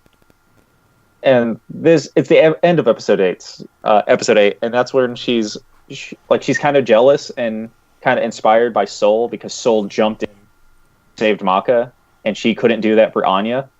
And so she's sitting there, she's trying to train herself, and Anya and she says that she's useless, and then Anya and Mei show her that she's effective, like she's a halberd, and that they weren't born like great. They turned themselves into like these fighters, and they kind of hint at the fact that they have different fighting styles with her. Like Anya's using her spear and Mei's using her axe head. And I'm fucking looking at this and I'm like, oh shit, what up? Like, I like this character development. Don't get to see this a lot on this podcast. Also, throwing back to the very beginning, when they're supporting her in the very beginning when she's shitty in gym class. They're like, hey, we fucking have been training. We both went through like fighting training as kids. Don't worry about being shitty, all right? This is that way back then they sprinkled you a little bit of it, and now they're taking it again and giving you huge, way more of it. There's a good arc there. I love how it's kind of a callback. Good character development. Very rare on this podcast. On this podcast, yes. And then we get the ultimatum. They give her the ultimatum of you have to pick one of us. And this is where I started to like Mei Mei a little bit, because Mei Mei didn't like make a joke here. Mei Mei didn't do anything here. She kind of just went, yeah. Like, it kind of sucks sharing you. Mm-hmm. And so it's like, and it's not like a dick thing. They're not. It's not the type of thing you see in love triangles where like you have to choose, or they both like get pissy. Like maybe they don't get mad, but they both like give her the silent treatment until she chooses. They're like, hey, in order to succeed, especially for you, in order for you to succeed, you need one Meister. Mm-hmm. So you got to pick. Like they do it out of caring for her, really. Yeah, it's not like they're not like you need to pick one. Like you said, they don't. It's like you need to pick one of us because we want to be loved. Blah blah blah. It's like, hey, like how fucking awful would it have been if they both like she like goes like and trains with one, and then the other one starts giving her the silent treatment. So then she trains with the other one, and the other one sees him, and then they both start giving her the silent treatment, and she doesn't know why. And then they finally are like, you have to pick one of us because we're both upset. How fucking horrible would have made it worse. It would have made it worse. Oh my god! I would have been like, that's the noise I would have made. So with that dramatic conclusion of episode 8, we then get episode 9, or as I like to call it, the pumpkin growing episode. Fuck this episode. Filler episode. Fuck this episode. So is this the one with the vignettes? This is the one with this is Mei Mei's short-term memory loss episode / the pumpkin growing. Yeah, all the little vignettes. Yeah. Okay, so this one, the baseball episode, all that stuff. Mostly trash. Yep. But also kind of funny. Yep. If you're gonna do a filler episode, do it like this.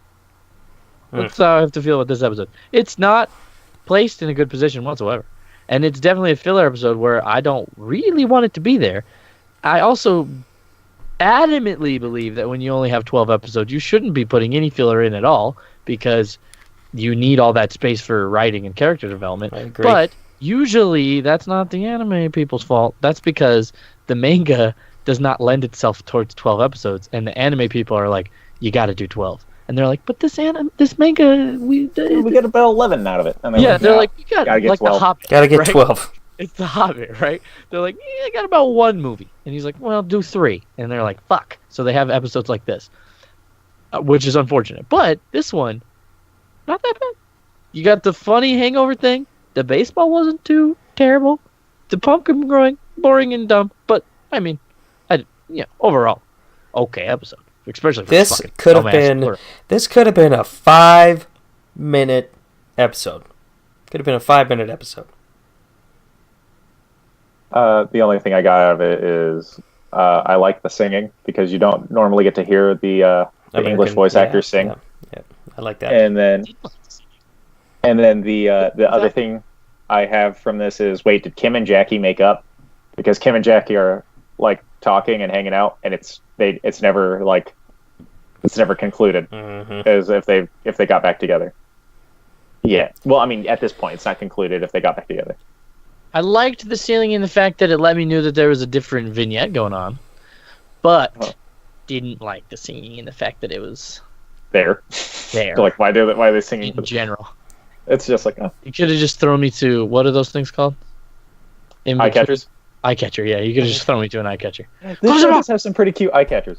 They're no the Konosuba chibis. Eye catchers. Yeah, the chibi. Yes, the chibi. Yeah, I do agree with that.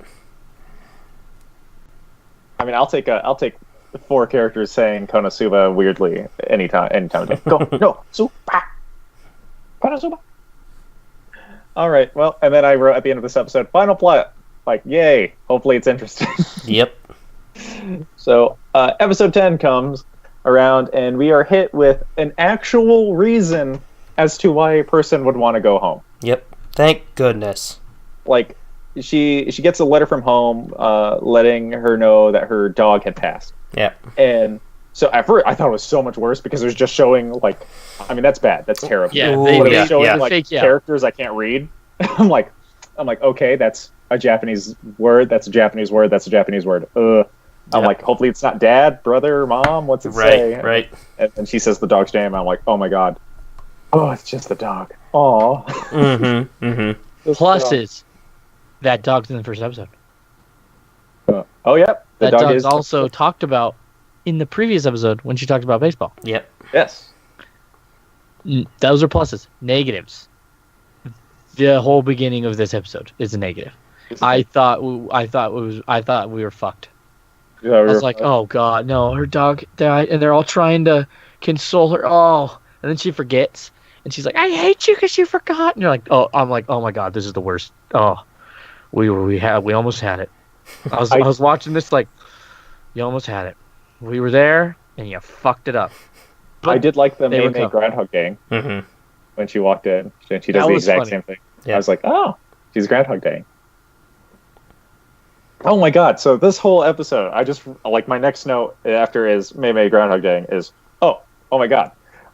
So the this episode, May ends up sleepwalking, and so Anya, like DJ said though, May and Sugumi are not terms because Sugumi is like really upset about her dog, and May does that thing, and she thinks that May is being inconsiderate, but you know May has short-term memory loss. Clearly not. Like that was, like I said, I was watching it like we almost had it, and you went and fucked it up like this. Anime, come on now, you fucking shat the bed. I hate this, but they recover. They use this as a good plot point rather than it just being the worst episode. I feel of like the whole series. you judged that really quickly on like the 5 minutes that this was a conflict. First 5 But minutes. imagine what I'm trying to think ahead a little bit. This is not way ahead of a little bit. You went. This is going to be the plot for the next 2 episodes. No, I think the whole episode's gonna be that way. I'm like, oh no, they're gonna fight. I was thinking like, what if the end of the series is them just making up? What if they both get mad at her and then they go their separate ways, and the end of the series is them making up, and they never go back to the witch? I was like, oh no. I was like, you jumped. You did. With this 0 to 100. You went all the way to Yeah. fucking the Can end you of blame episode me? 12. Yep. from the things we've watched, can you blame me? Come on. So they end up. May falls asleep, and they end up following her because she's sleepwalking. Then May breaks into a a secure area with a key, and starts to steal some files. In which then they're interrupted by Clay and Akame, who not at this time reveal that they're CIA agents, but as we've known, they're CIA agents. And so they end up taking May into custody. And it really creates this more sense of like not urgency, but like an air of seriousness kind of falls across this, because it's like May gets arrested. They don't know why she's getting arrested. Then Sid reveals that she's like possessed by a witch, right? Mm-hmm. Yeah, and I go, oh, thank God. So At that point, I'm like, I was like, if the next 3 episodes were gonna be them all getting mad at each other, and then the very end making up. Oh, I was like, thank God, these guys are back. The witch is back. Everything is good. All right, whew, that was a close one. So Sid really Sid breaks it down to them, and they like Anya has a really good speech here talking about how if my how you shouldn't be apologizing to a pumpkin, like you should be trying to sit there and try to get May out. I had to help May because if I was trapped in there, that's what I would want my partner to do. And so like they buck up and they go to break May out of prison, and they do, and what do they do? And guess what? May's possessed by a witch, but now it's even worse, and she beats the crap out of them. Yep. Beats the crap out of them, escapes, beats the crap out of Akane and Clay, escapes, And then kills Sid. And And no. I'm My like, favorite part is how they you're like, they don't let the 15-year-old girl save the day right there. They don't. They're like, don't, oh no, yeah. they fucking ruined it because they're idiots. Yep, they let the girl out. They had the best interest at heart, but fucking don't do that. I know They you're pulling had a her in DJ custody right now, but for a reason. they're 14. I They're don't 14. care how old they are. Numbers. It changes the show in no way whatsoever. I do want to point out here, Anthony, in the original Soul Eater, they say that Sid died by having a statue thrown through his head. And it's imagined any statue flew through his head. In this fucking show, it's like the fucking hand of a statue is impaled in his fucking face. Which is badass. Which is badass. You were saying before, he's dead and then a zombie and then he dies again? No, he's dead in this. No, he's alive in like the first 2 episodes of Soul Eater. And then they talk about how he died in like episode 4. Mm-hmm. And then from episode like 4 onwards, he's a zombie. So the first 2 episodes of Soul Eater take place before this? The first 2 episodes of Soul Eater take place, during or before this. Right. Gotcha. Yeah, but after that, they talk about how he was killed by a statue flying through his head, and it's like, imagine like a mini statue like you keep on your desk or something, not a fucking giant ass statue. Yeah. So why did they kill him off? Just because he's unimportant, or probably to try and tie Soul Eater not more so into Soul Eater a little bit more. No, why did they kill him off originally in Soul Eater? Oh, it was kind of he was kind of used to introduce Stein, because Stein turns him into a zombie. Gotcha. Mm-hmm. So it's to like accelerate that plot point. Mm-hmm. Gotcha. He's also stronger as a zombie than he is as a human. Yeah. So Sid dies at the end of this episode, which was another thing I thought was going to be interesting, because I was like, Sid's dead. I'm like, well, me and Anthony know he comes back. Yep. But DJ thinks the teacher just died. Yeah. DJ doesn't even know that that's an important guy. I went, oh, they killed the teacher guy. Oh, man. You don't even get to see him use his weapon either. That's another thing that I was kind of disappointed with. But it was fun later when like his daughter shows up. That's his partner. That's his partner. His partner. Gotcha. When she shows up, she's like, "I'm here," and I'm like, "Well, that lady is probably in Soul Eater." Yeah, and also, where are her bandages? What the fuck? Yeah, well, where? Her bandages are just from what I recall reading, are just her work uniform type deal, to give her more of that mummy feel, while Sid has that zombie look to him. Right. I said right here, I wish the fights were better in the show, just because then we could have seen Sid fight better. Right. Instead, we get Sid like lift up a lamppost, throw it, and then die later. It would have been really cool. That is one of my biggest disappointments with the show. I think it was... I don't know if they had much budget or what it was, but there's not a lot of fighting.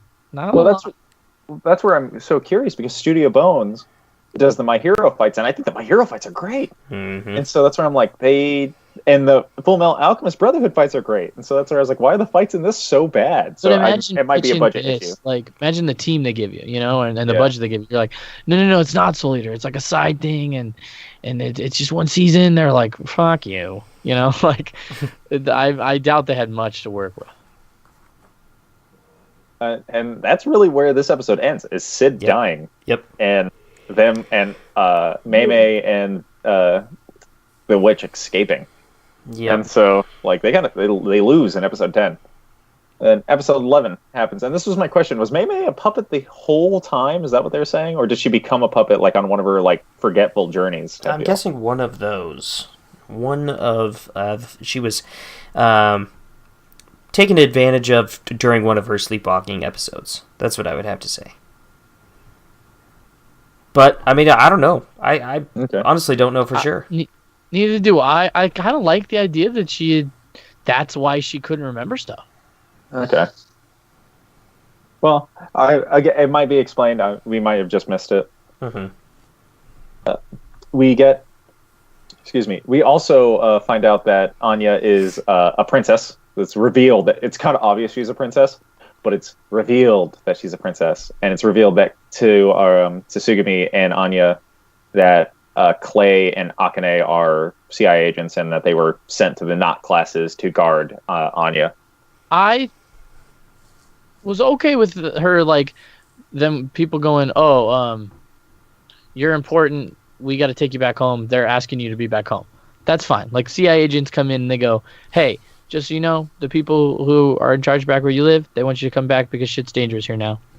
That could have happened. Makes sense. The fact that they were there the whole time to guard her, I was like, we didn't need that.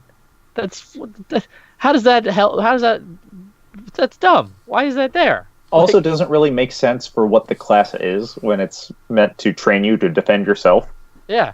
So it's kind of random that they were there. And they're totally not guarding her at all. They're like off on secret missions and stuff. It makes no fucking sense. I thought that was dumb.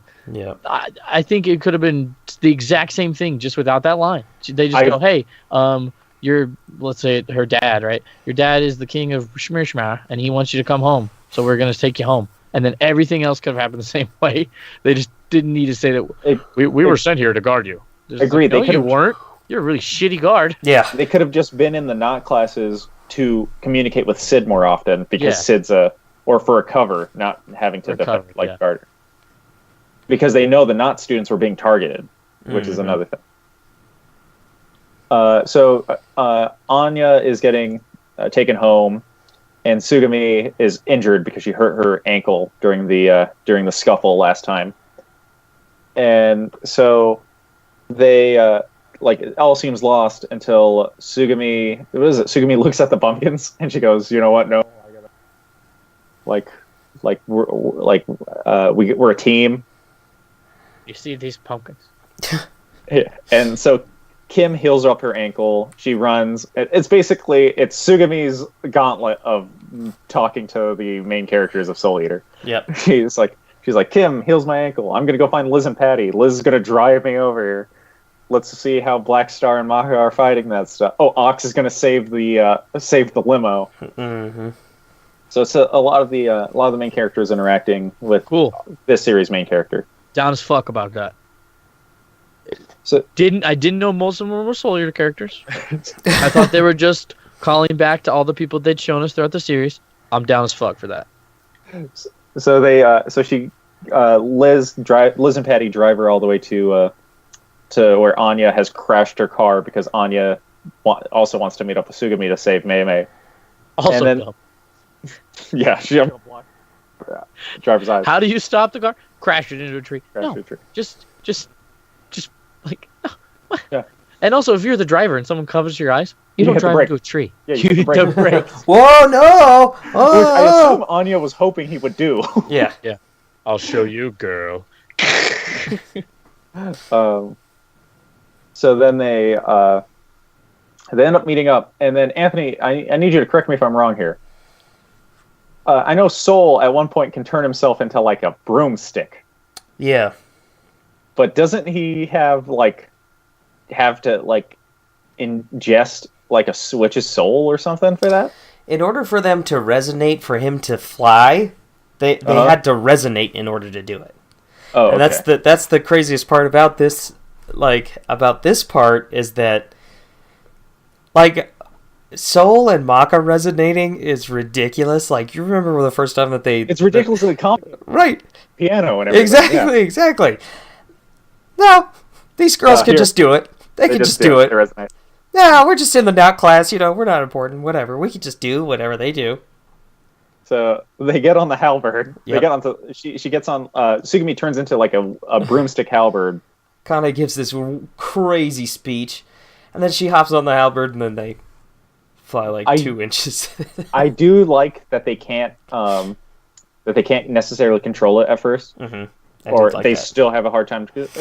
I always hate when someone gets a new power and they master it immediately. Oh yeah, They're like, here we go. Wait, this isn't working. Yeah.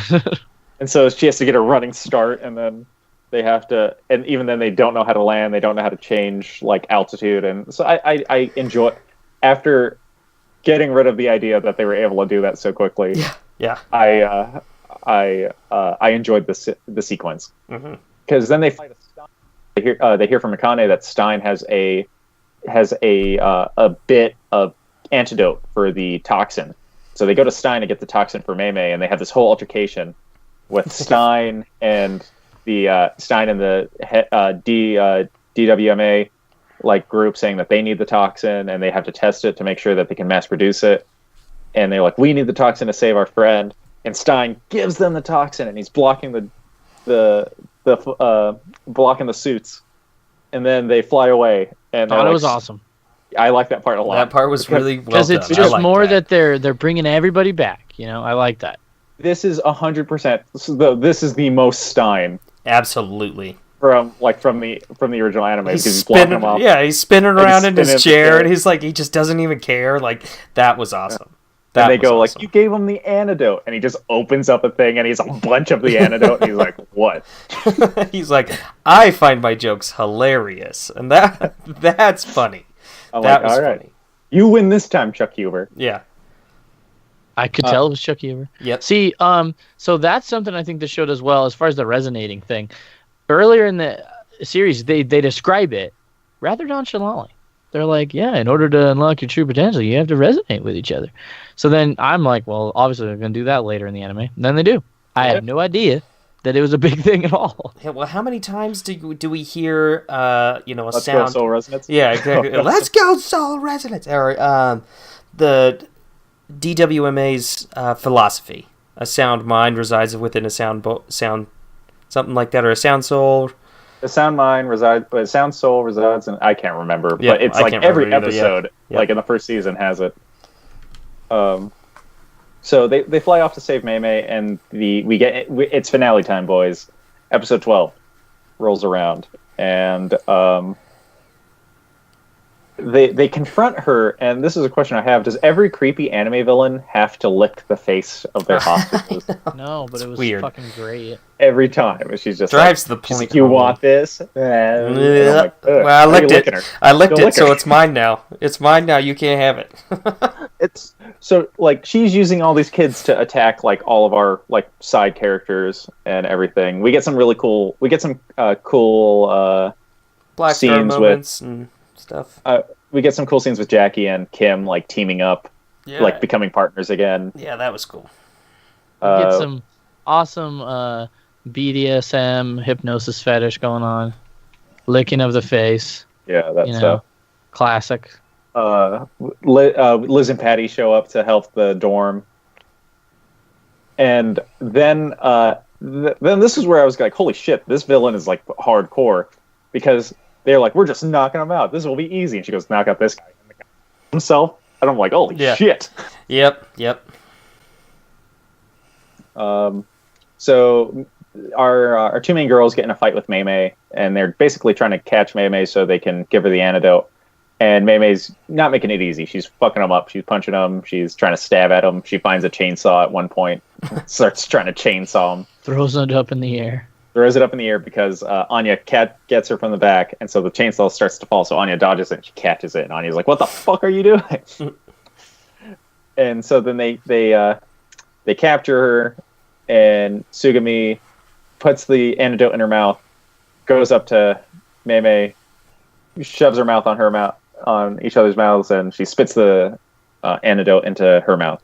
It's pretty long. That was a long kiss, and it doesn't work. It doesn't work. It kind of works, but it doesn't. But you know what does work? I liked it, but it didn't work. You know what does work, though? Getting stabbed. Power of friendship, Anthony. Power of friendship always works. But I love how they don't let you. Yeah. I love how they don't let you think it's gonna work at first. Yeah. She's like, Mei Mei, it's me. It's me, Mei Mei. And she's Stab. Like, and you're like, yeah, fucking get that bitch. Get that. Yeah, bitch. that was crazy. That was crazy. But then it works. Yeah, it's not the power of friendship. It's the stubborn power of friendship. She gets stabbed, and she's like, "Oh, you're like, you fucking work." Maybe it's me. All right, it's me. And then she, for all she knew, she was going to get stabbed in the face. But she's stubborn. Power of friendship. They then Sugami then says, "I've chosen my partner." They go, "Oh, now?" And she goes, "I choose both of you." And they're like, "What? Okay, I guess we're cool with it." Yeah. And they start resonating. Yeah, then they started resonating. And I'm like, how is this easy? That's not easy. Our friendship. They sit there, they resonate with each other, and as they're like trying to resonate with each other, I go, "Let's go, Soul Resonance!" Yep. And then they get out and they go, "Let's go, Soul Resonance!" I'm like, hey, they said the thing. Yep, they said the thing. I'm already okay with the scene. I'm okay with the scene now. No. God, it was horrible. They got to say the thing. I will say this though: two Meisters having they fight the witch, and two Meisters having different fighting styles, utilizing different parts of the weapon Was badass. was really cool. It's a really novel idea for this franchise. Mm-hmm. Yeah, I noticed that. I mean, I noticed it. That was cool. No, I noticed it. Didn't know it wasn't a thing. Oh, Yeah. it was just really cool. And so, so then they team up. They use a special technique that they both name on the fly, and cut the witch in half, killing her, and then her soul shows up. Something little itty bitty thing here. Again, only watchers of the original series Would even complain about this. Yep.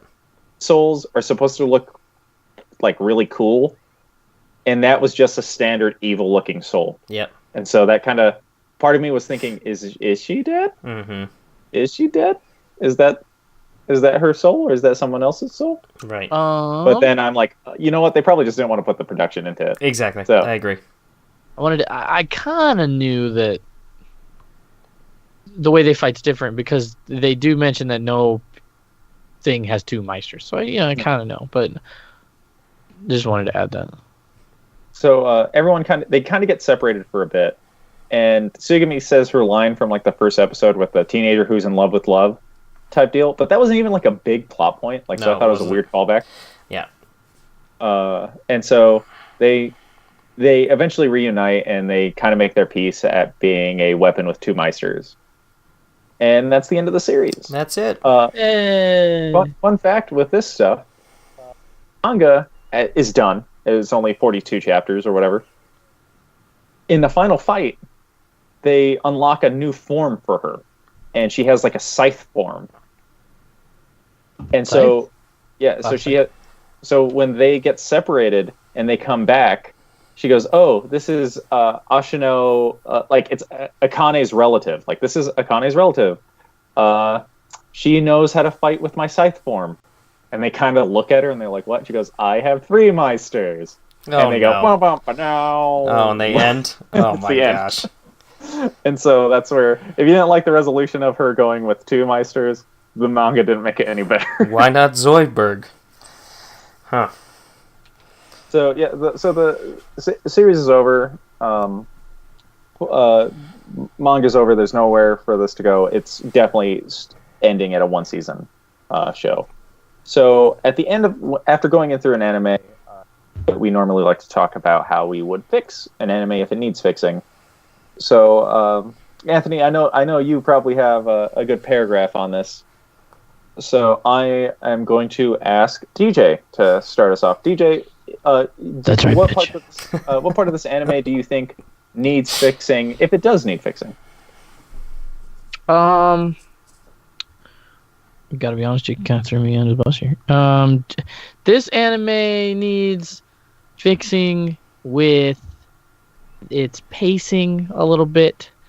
Starts out a little too slow, builds a little too slowly, but weirdly, the pacing at the end is really well done, which is fucking never the case in anime. Despite usually we just run out of time at the end, and then the ending's rushed and ridiculous. This time I feel like they had breathing room. I think they had breathing room because the manga is not very long. So not long to the point where they had to make up a lot of fucking room to make a 12 episode anime out of this, which, I'd rather have that than a manga that's 15 episodes long and they only have 12, because then it's almost every time I feel like they don't cut the right stuff when that happens. They cut the wrong stuff, and it ends up fucking rushed. So it didn't feel rushed, felt too slow, which I like better than rushed. I will say I agree with this anime. They did cut they cut the stuff that should have been cut, like that third Meister type deal. I feel like that wasn't really needed to introduce a character right at the end. That would have been ridiculous. Yeah. I mean, I feel like they hit some tropes and some jokes a little too hard. The running jokes get hit a little too hard. The anime trope, especially trope characters, get hit a little too hard.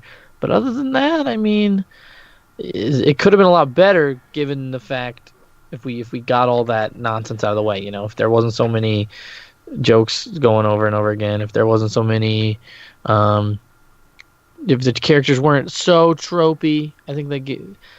And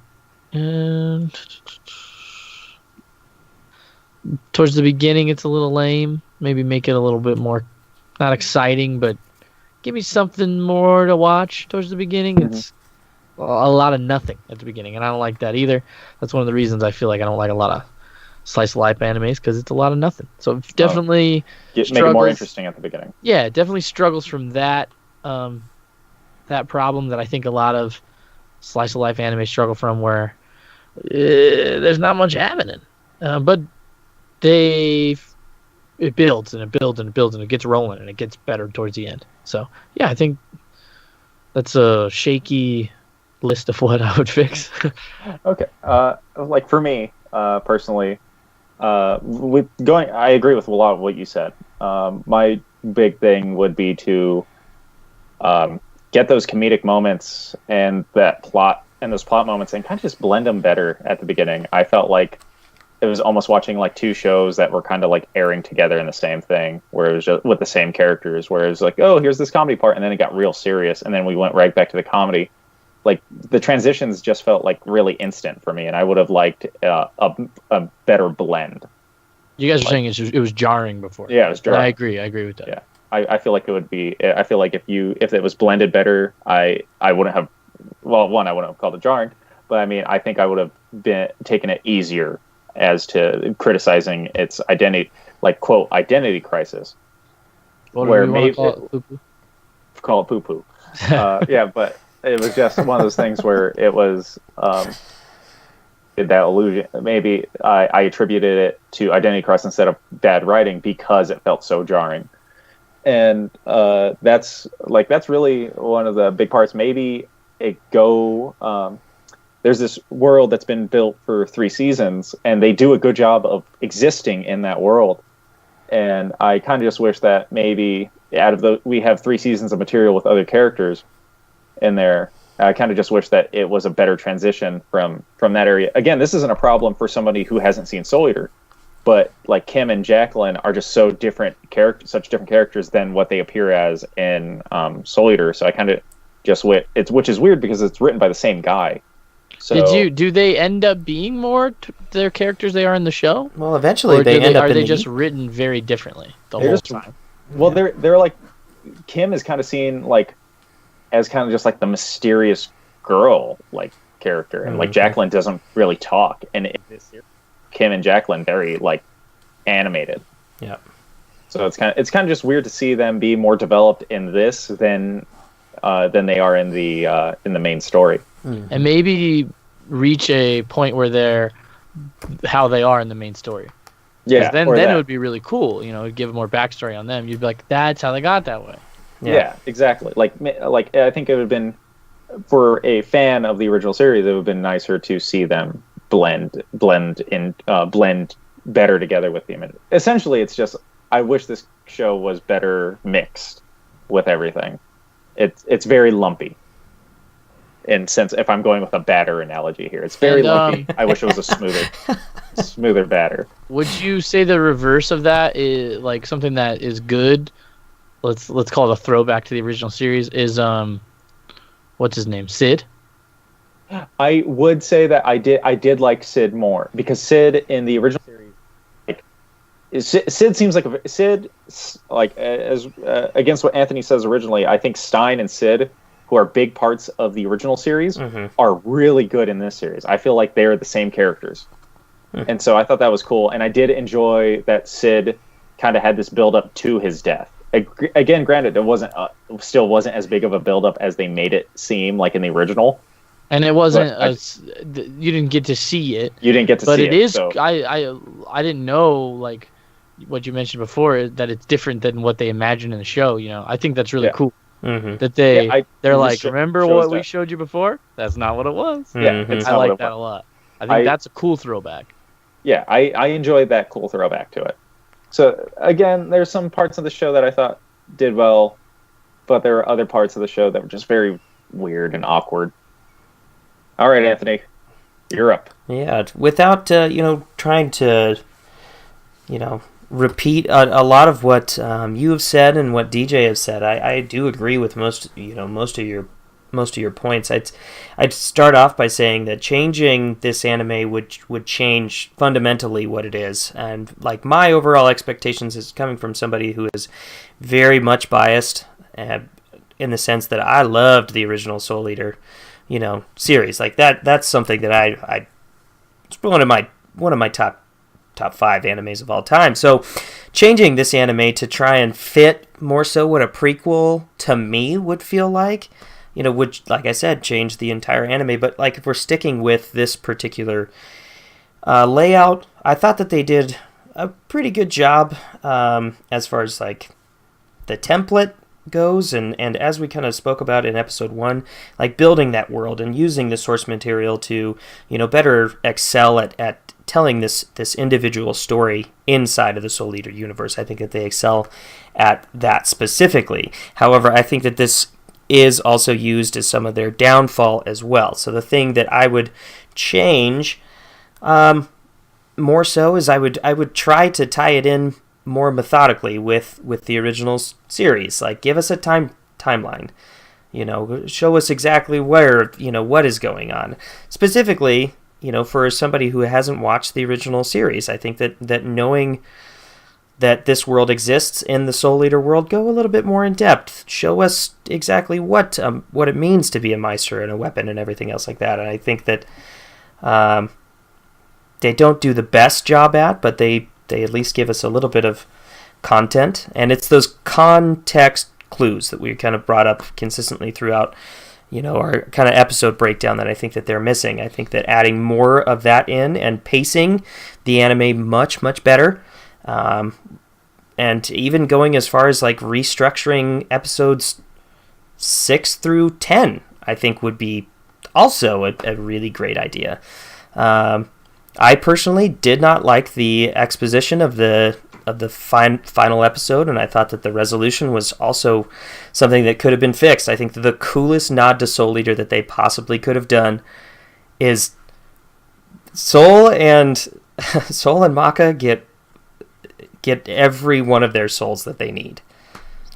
Every single one of their souls, and I think that this would have been a really cool nod to that.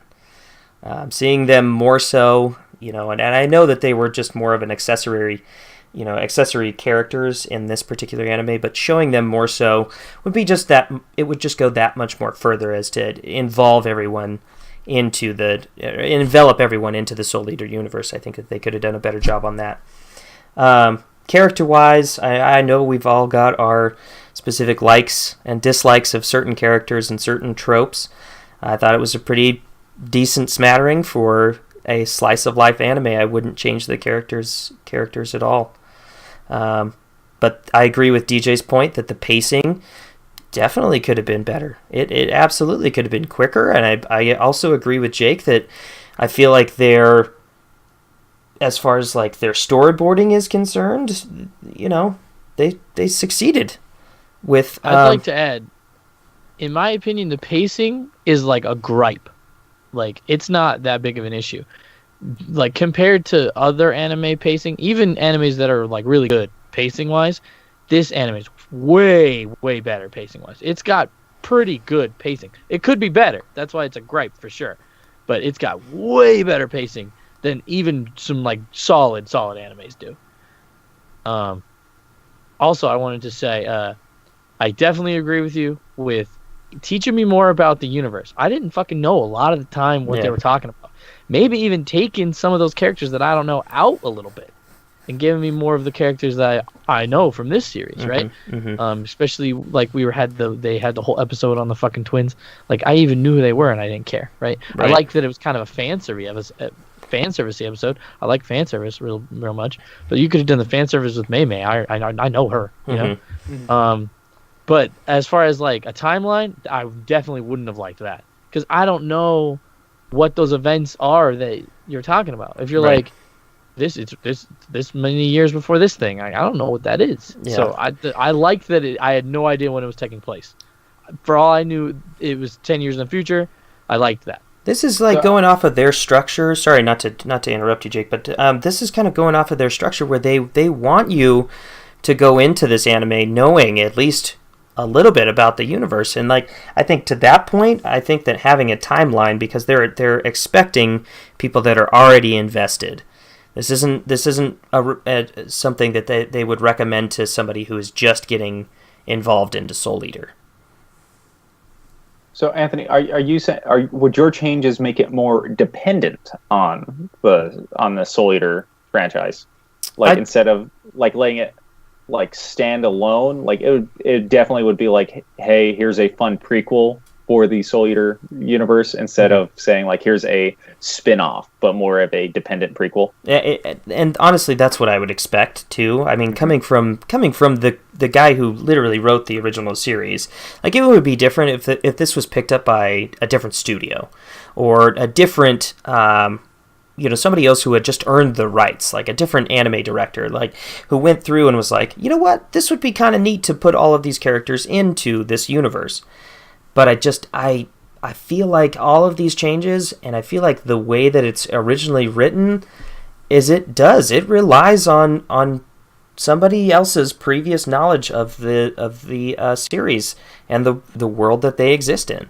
I think taking it either way would be an improvement. Either making it less reliant on the original series or more reliant on the original series. Yeah.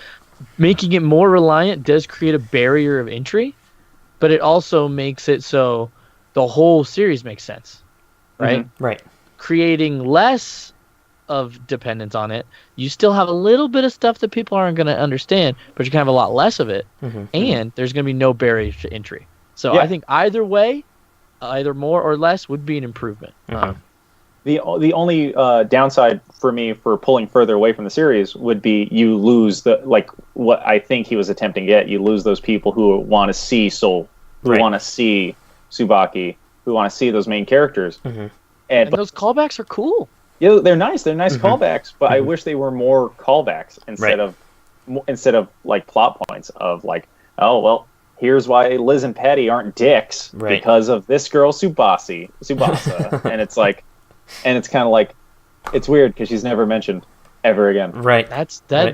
She affected him that much? I had no idea. Yeah. Well, that's what I mean. They're huge. Like, think of them from the fucking show. They're huge dicks. Yeah, in this, and then in the original series, they're kind of just playful jerks. Yep.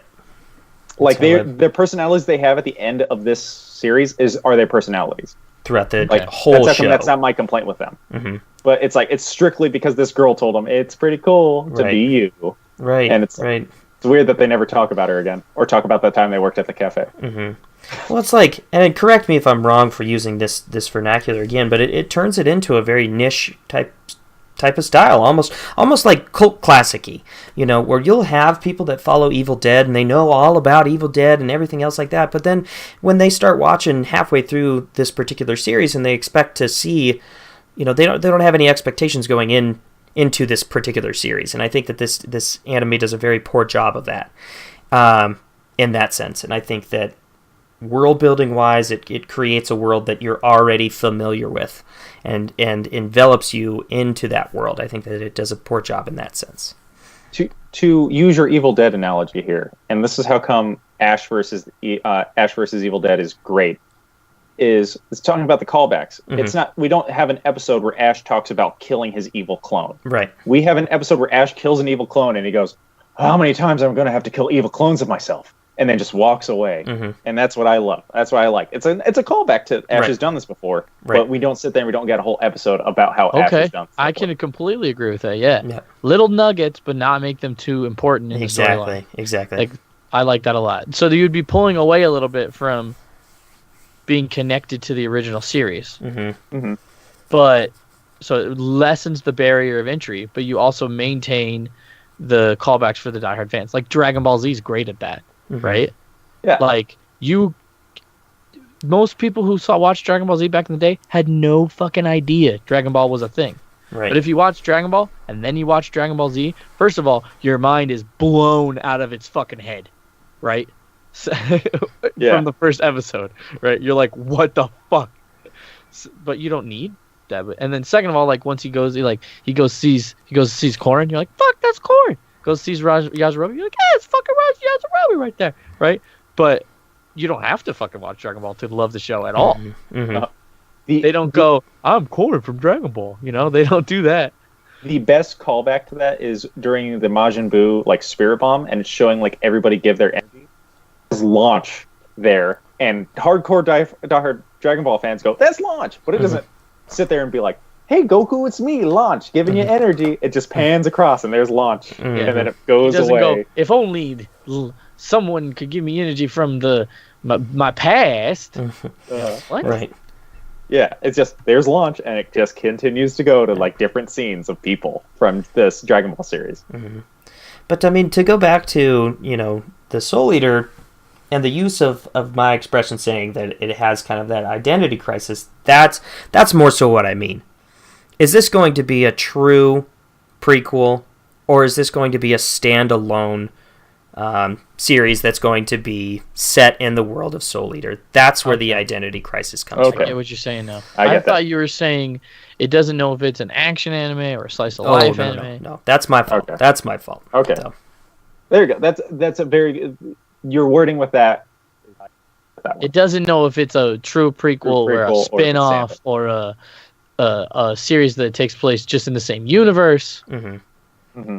Right, and I think that's what I would ultimately try to change. But okay, all right. I was long-winded. I'm sorry. No, it's fine. I really think like that regardless of sequel, spin-off, whatever, unless it's like a direct sequel, I think you should keep the throwbacks light like they are in Dragon Ball. I think if it's a spin-off, they should be that way. If it's a sequel, they should be that way. Unless it's like I said, a direct like a season 2 sequel of a show. Yeah, which is a sequel is pretty much a season 2. Yeah, so like unless it's a season 2, I think the spin-off should be very light. I mean, the callback should be very light to where if you watched it, you'll know them. If you didn't watch it, we're not hitting you over the head with it. Exactly. I should have never noticed that guy was important in Soul Eater. It was so cheeky the way they showed Stein that I knew there was something I didn't know about him that other people did. That should not be a thing. Mm-hmm. The crazy part of this too is that in the main series, our main characters have no idea who Stein is, but our Soul Eater not characters have met him a whole year prior to our main characters even meeting him. Yep. Which is just kind of a weird thing, because I think that's where the cheekiness comes in. It's like, look who's been here the entire time. Right. Me. Right. Stein. He's just a hidden gem. He's a hidden gem that I think, they could have gone a little less in depth. A little less in depth. Okay, so I guess so. We talked about how we'd fix it. I guess the only question I have for you guys in the spoiler section, we don't really have to do it here, but I figure right now is as good time as any. For me, after watching this, I kind of wanted to go back and watch Soul Eater. So, Anthony, do you want to go back and watch Soul Eater? And DJ, do you now have an interest in Soul Eater? Yeah, Anthony, go first. See, and this is what's so hard. Like, I'm like, of course I do. Of course I do. This reintroduced me into, this just brought back a whole bunch of feelings of nostalgia for me. It's like, oh my god, I remembered how fucking good, how invested I got. I won't say how good, to try and influence somebody else, but how invested I got while watching the show. That it definitely resonated with me. Okay. And now DJ. No. One, because I'm bad at watching things, especially if they have lots of seasons. It's hard for me to get them through them. Usually I will watch one and then go, oh shit, and then binge it, right? I'll wait forever and then binge it, usually is what I'll do. So 1, I'm bad at watching stuff. 2, there's other action animes I haven't watched that I should probably watch first. Like Attack on Titan, right? Should probably watch that one first before I watch Soul Eater. 3, but before even watching the show, the premise of Soul Eater didn't interest me. It does interest me, but not that much. especially not as much as the premise of other shows that I have yet to watch. So like giant monster humans attacking a city sounds a little bit cooler than people who turn into weapons. They both sound cool, but one of them outcools the other one, and I still haven't watched that one. So I mean, okay. I gotcha. Alrighty. So anything you guys want to say about it in spoilers? No, I'm good. No, I'm good. All right. So we're going to go ahead and end spoilers now. All right. Welcome back. If you skipped the spoiler section of the podcast, it was a pretty good discussion. I highly recommend either watching the series and then watching this, or just listening to us talk about it. So after we go in depth on our spoilers, we like to go and give give the anime that we watched a rating. So I'm going to go ahead and do it. So on the podcast, we have 3 ratings. We have trash, an anime that's bad, that we really see no redeeming qualities and should be put in the trash. Like, if you want to watch it, don't. And then we have the recycling bin, an anime that has some merit to it. Maybe it's not our personal favorite, but like there's an audience for it. Or maybe we did like it, but we understand that it's not perfect. But anyway, if it's on your plan to watch list, go ahead and watch it. Then watch it and figure it out yourself. And then we have a find, an anime that we believe is good, that we believe is actually has a lot of merit to it. And if it isn't on your plan to watch list, go ahead and put it right on there. And so we're going to go ahead and we're going to go in this from a level of passion of the original Soul Eater franchise. So we're going to go ahead and start with DJ and end with Anthony. Okay, so DJ. Let me stay continuity good. That was the wrong way to say that. But Jake, have I ever done a find before? You have not. Okay. So then this one is a recycling bin. Is the middle one? Yes, I just said it. I just said it. Also, you're on this podcast. Serious. I think this one probably maybe top 3, maybe top 2 out of all the ones we've ever watched. So that's why I said if I've done a find before, and I didn't want to rate this one under a find that I had said previously in the past. Like I said, top 1 or 2, and that's counting the one that was let's not say supposed to be good, was good, Madoka Magica. That's counting that one too. So it's like top 3, maybe. Okay. Maybe top 2. It's really, really good, not like great, because I'm putting it in the recycling bin. Compared to all the other things we've watched on this fucking show, all right, it was phenomenal. But it was a good show. I'm getting very jaded with all the animes Jake has me watch, to the point when I hear the it's like the opening logo for the company that makes all these animes. Oh, media house or something like that. No, after that one with the fire. Oh yeah, I know. It was like Kodawa. My heart and I get like physically ill when I hear that noise. It's like and I'm like, fuck, this is gonna be horrible, right? This one, after a while, I was like, oh, okay, I don't hate the noise anymore. So yeah, I think it's recycling bin, probably top 3 out of all the ones we've seen. All right, okay, recycling bin for TJ. All right, so while the show is no, it's my turn. So while the show is fun with some very funny moments, as well as characters who do some very interesting stuff and at points are very interesting, it has some very fresh ideas for the franchise. But it isn't that good to me. The characters, for the most part, are that basic anime trope. The action is absolutely terrible, with the fights looking like someone just learned to animate that like the day of. The drama's good. The seriousness of the storyline is very nice and is very reminiscent of the original Soul Eater, but it's watered down by comedy too much. So, like as I've said numerous times, it's almost jarring.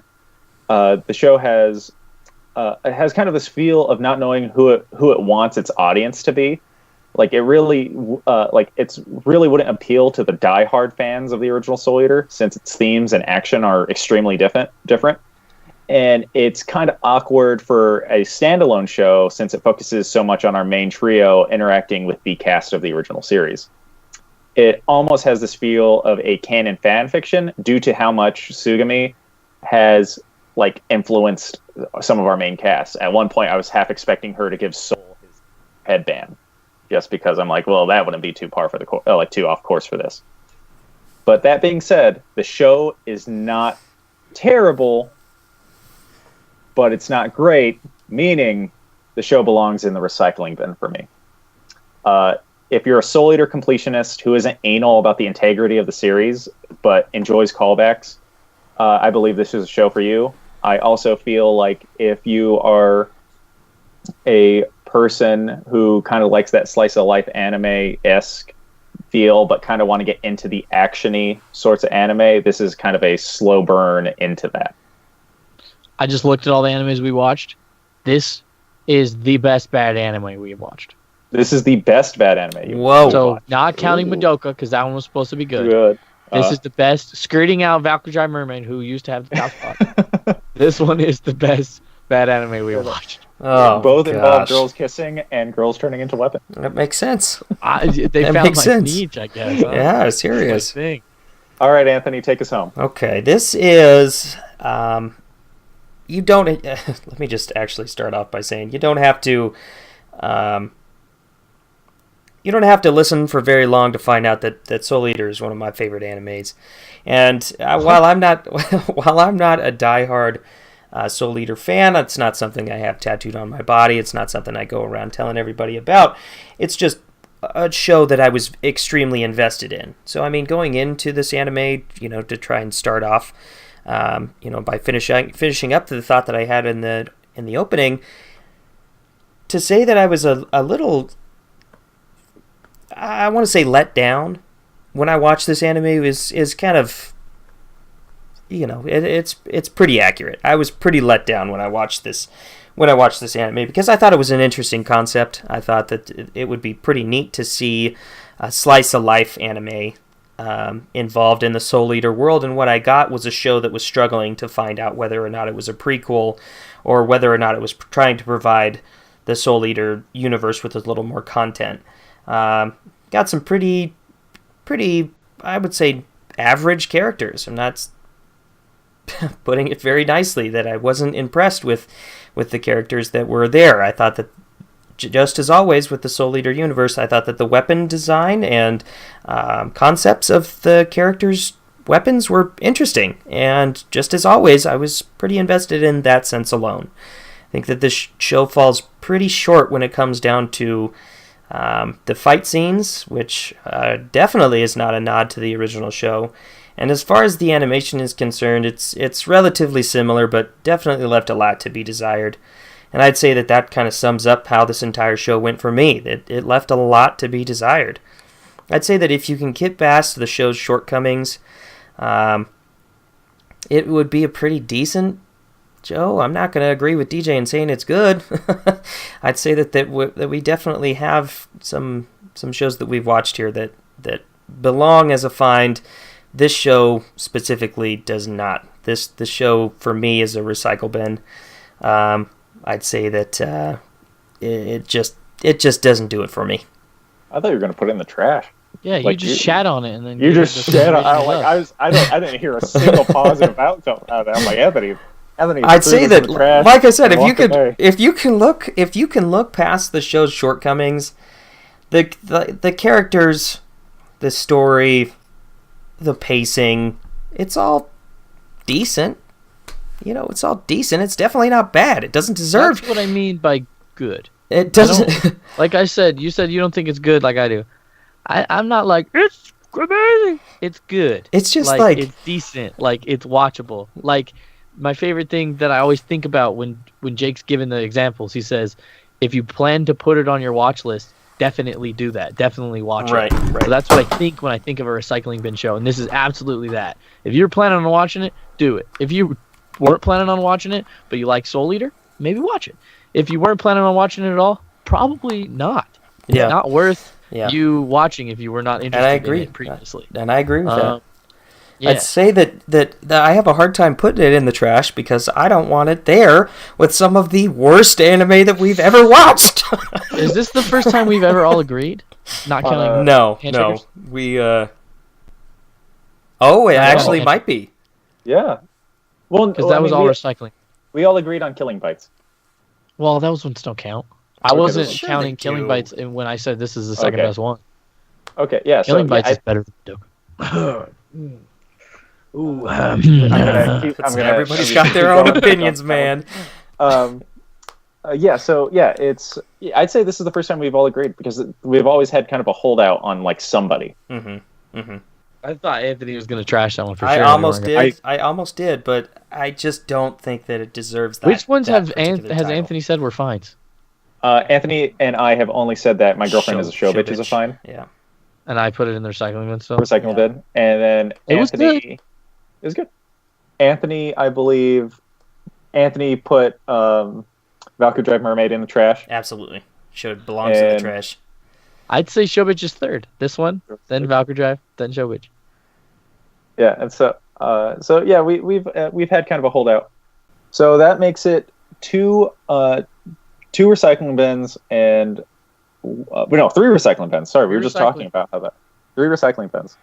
So that's pretty neat. That's cool that we all kind of found something good about it. Two recycling bins and a.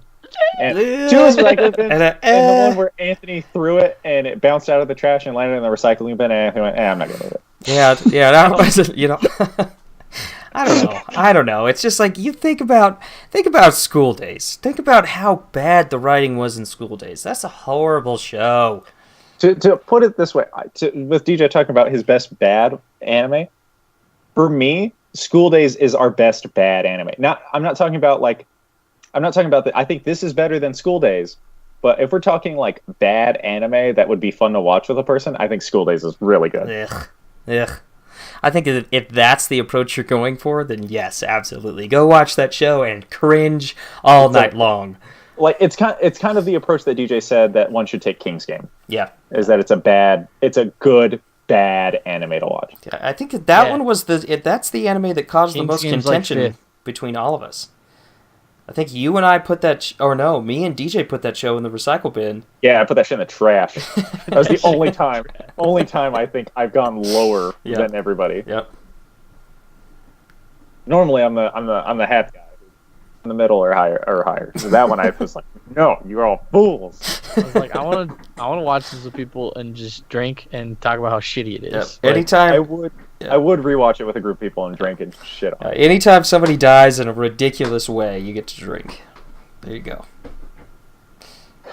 So after we talk about our anime of the podcast, we have a anime that we talk about that is currently airing, and this season's anime we are watching Cells at Work, or Hataraku Saibo if you're a weeb.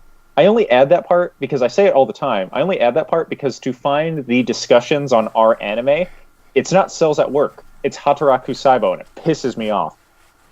Yeah, it just makes me mad. It just makes me mad. I'm like, freaking weebs. All right, so Anthony. Yeah. You know, Anthony, I've had you do it 2 weeks in a row. Yeah, serious. DJ, can you give a brief of what Cells at Work is about? About cells, Jake. And Okay. where are they? They're at work? All right. It is an anime about a guy who wears all white and a girl who pushes a cart, and they are a blood cell, and she is a blood cell, and they work together to fight crime. What kind of crime, you ask? Disease crime, Jake. It's diseases. It's sicknesses. It is viruses, and they fight them. And the viruses kind of look like Cell from Dragon Ball Z, which is kind of confusing given the fact that the show's name is Cells at Work, but the cells that look like the cells don't look like Cell. The viruses look like Cell. And you go, huh? That's kind of strange. But then you go, whoa, there's a giant hole in the ground. And then you're like, oh, these little tiny girls, platelets girls, are cute. That's Cells at Work. Welcome back to the podcast, DJ. Yeah, serious. Serious. It's a DJ's own thought process while watching that show. That's what we got a glimpse of right there. So. Okay, so we're going to have spoilers because today we're going to be talking about episodes 8 and 9 of Cells at Work. So if you don't want to hear any spoilers about that, go ahead and skip to the time above now. All right, so episode 8, after the best probably episode, I feel like it's going to be the best episode of the season for the show. Easily. We just had the cancer episode, and so talking about anime that kind of go from like the best episode to an episode that's okay, not as good. we get blood circulation. I thought this episode was cute as fuck. I thought this episode was way cute as fuck. Like they start out with where is she at? Where's Red Blood Cell at? She has to take oxygen to the heart, right? Yeah, she has to do the heart the heart loop. And so she ends up running into white blood cell again because she gets attacked by germs. Yeah. And white blood cell. And then he goes, "All right, I'll show you where to go." And she's really getting tired of being dependent on everybody to show her where to go. So she's like, "That's it. She's got a map. She's got a map. She's like, "I'm gonna find my way this time. No, like I don't need any help." And like white blood cell's like, "Whoa, she has a air of seriousness about her." Yeah, she's like on fire and shit. It's like, he's like, "She has an aura that says I'm going to find my way without anybody helping me." And so he decides to stalk her, just to make sure she doesn't get into any trouble. There's one of my favorite parts of this anime in general. Are these two bacteria have their heads sticking out of like the sewer plate, and they see her. They're like, "We're gonna jump this cell," and white blood cell sees them, and he jumps like over her and grabs them, and he goes, "Shh," and they go, "Huh?" And then he kills them, and then he hides their bodies so that way she doesn't have to worry about scenario, so she can stay focused. Yep. Talk about a show with some throwbacks too. Like it throws back. Like thankfully, it is episodic in that nature, where every single episode is a completely different realm. But it does throw back to certain elements. Like I love later on in the episode where she's talking about her first interaction with the bacteria, how he pops out of the box. Yeah. And like, I like that. That was really cute. I like that. He's like, "Oh, this is where I met white blood cell." Exactly. Oh, like, just fuck already. Damn it. Like, I got any interaction with him. Like, she loses her hat and he throws it, like, he puts her hat back on. Yeah. They're in a crowd of red blood cells, too. That one was really funny. I love, because he brings it up at the end of the episode, that a lot of the red blood cells think that the immune system cells are weird. And you notice that because he's following her, and all these red blood cells who are around him are like, "Why is this neutrophil here? Like, why is he, like, what's he doing?" There's a sign, that one, to point in the correct direction. It's broken, so he's holding it. It was a very cute episode. It was a very cute episode. Yeah. It was kind of nice because we get off that real serious episode about cancer, and so this was kind of nice detox. Yeah. Speaking of which, if you did not listen to last week's episode about Cells at Work for us, go back, watch last week's episode of our podcast, or watch episode 7 of Cells at Work, just because it's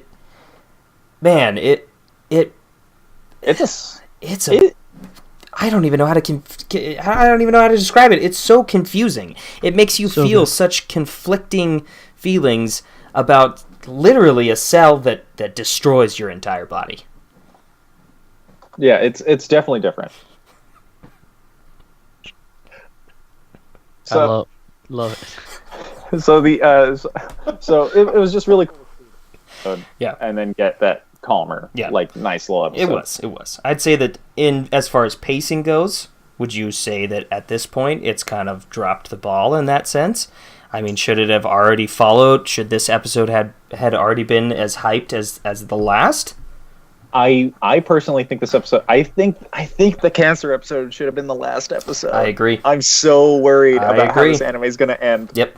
Because I'll tell you right now, like, my thought process right now, if the last few episodes of this anime don't top that cancer episode, it's going to be recycling bin, and that cancer episode's a fine. Yep. Because that peaked too quickly. Yep. If it tops the cancer episode, it's a fine. Poor but, like, right pacing. There, Yep. That it's bad direction to have that cancer episode so early. That is the correct word I would use. Bad direction. It doesn't have anything to do with pacing because of the episodic nature of the anime, but it's bad direction. So the end of this episode, though, we kind of get some of that drama, though, because white blood cells like, "Man, I wish all his blood cells can hang out and be buddies." And Killer T is like, "Shut up!" Yeah, he punches him in the face. He punches him in the face. And I'm like, "Killer T cell, no! Why are you such an asshole?" Well, we find out why, but we find out. It was like, "We got to defend him, all right." and Anthony, I learned a lot about killer T cells in the freaking discussions for this episode. I can't wait to talk about that. So so after he punches on white blood cell and red blood cell have such a cute moment. Yeah, red blood cell's telling him about his day, about her day. Yeah. And he's like, oh, tell me more about it. He's like, my notebook fell and it flew at my head. He's like, that's crazy. That's crazy. Like, and then what about I lost my hat? Oh, jeez. So the next episode focuses on killer T cell, but his background. And I'd watch an anime of that, Anthony. That was a really good shonen anime. This was serious. Like if this was like to put it into perspective too, this is a very small time period inside of the body when your T cells are developing. Like this maybe happens in a few days. You know, but like whew, I'd watch a whole show on it. Absolutely. I'd watch a whole show on T cells becoming killer T cells. Yep. So they kind of like in a military boot camp for children, which is already like has this dystopian idea to it. And we learn that memory T cell, not helper T cell, and killer T cell knew each other in this class, as well as the assistant T cell. What's her name? I can't even remember now. The third type of T cell, but they're in this boot camp, and so get this, okay. So, Anthony, in that their final test to get out of that camp is that maze, and the macrophages are holding those things. This part's hilarious because they're holding up cutouts of cells, holding weird stuff to make them look like bacteria. And it's like, it's just like every other cardboard cutout. And it's like, why is he carrying a pincushion that big next to his head? So, in the discussions, I found out that T cells that don't develop into killer T cells die off, and macrophages eat those. And so when macrophage is like, oh, didn't trick ya, it has this kind of dark undertone. Yeah. Like, like she's like, yeah. That is kind of crazy. I wish they would have shown some inclination of that. And that's what it is. When cells don't become T cells, they die. So those people who were getting dropped in the maze were getting killed. And so it's really dark. Yeah, it is. I do like it has that sense of like I said, traditional shonen storyline where it's like that untalented but determined main character who's friends with the really talented really talented like rival who is our helper T cell. Well, entertaining though, it's entertaining and like I said, a very fun shonen like parody. Again, is like I still with the cancer ideas fresh in my head. Yep. Still, I still can't feel really that into this episode. Right. But I did enjoy it a lot. Like I said, I could watch a whole series based off like this idea and this interaction. Yeah. And again, this is where this show goes back into educating me, which I really love. And so that's where I like learning shit about T cells, learning that there's like that I didn't even know again that killer T cells and the helper T cell were even the same. I thought they were different. I thought they were just named the same by people. I didn't realize they were branched off from the same thing. And this is like just fun. Like fun. It's fun learning, and that's again why I'm sticking with it. And I really enjoy it. Still. Oh yeah, absolutely. I'd say that my thoughts on the progress of the anime so far is thank goodness, thank God, it is episodic. I'd say that if this was a paced show this far, I think that they, as DJ normally likes to say, this anime would have shit the bed with the cancer episode. Yeah, but that being way too early. Easily. Anime shit the bed? Easily. So, I mean, in that sense, I'm pretty happy it is episodic. I stick with it. Absolutely. If you are not watching it, go watch it. Episodic as in no ongoing storyline. It just goes. Yeah. Correct. Yeah. Like next episode, everything's hunky dory from last episode. Yeah. Correct. Okay, I get what you mean. Yeah. So I enjoy that. I think I'm sticking with the last 3 episodes. Maybe the last 2 episodes has to be a consistent storyline. Maybe it's a return of cancer. Maybe I think it has to be some sort of serious disease. We'll find out on our next podcast when we go into episodes 10 and 11. Anthony, is there anything else you would like to say about Cells at Work, episodes 8 and 9? If your name started with a D, go watch this show. If you haven't been watching this show at all, please do go watch it. It is definitely a gem, and to say that it's not blowing up with the anime community right now is an understatement. There are so many white blood cell cosplayers now. Yep, it's gonna be big. I guarantee it. So needs more red blood cell senpai. I'll be a red blood cell. Fuck. DJ, anything for you? I love it. I mean, it's just such a good show, and I love that it's episodic in nature. And like Anthony said, it's blowing up with the cosplay community. Each episode's getting better and better. Last episode was much better than the most current two. But I think if they really pick it up with the next 3 episodes, then we're gonna have a really good show on our hands, guys. All right. Thank you, DJ. What else can I say that hasn't already been said about it? I feel like if like I said, this was definitely a fun show, and I'm really happy that we ended up picking up for our one to watch.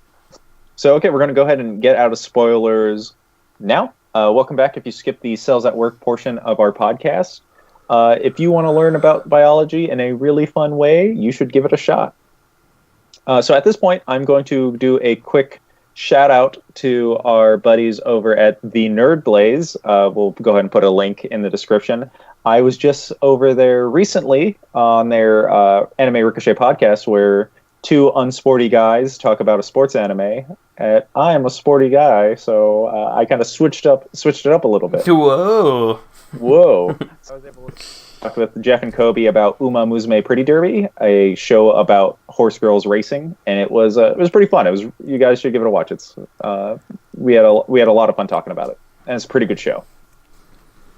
All right. So also at the end of our podcast, we like to talk. I will talk about the anime that we're going to watch next.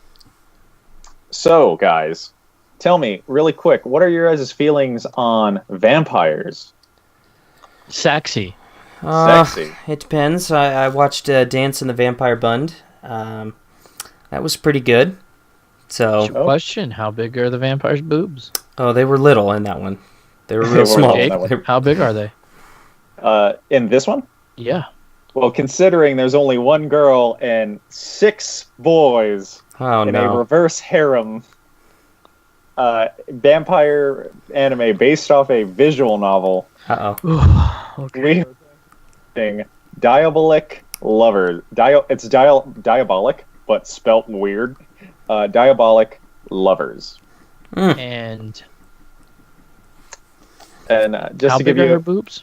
I can't tell from this art style. Oh no.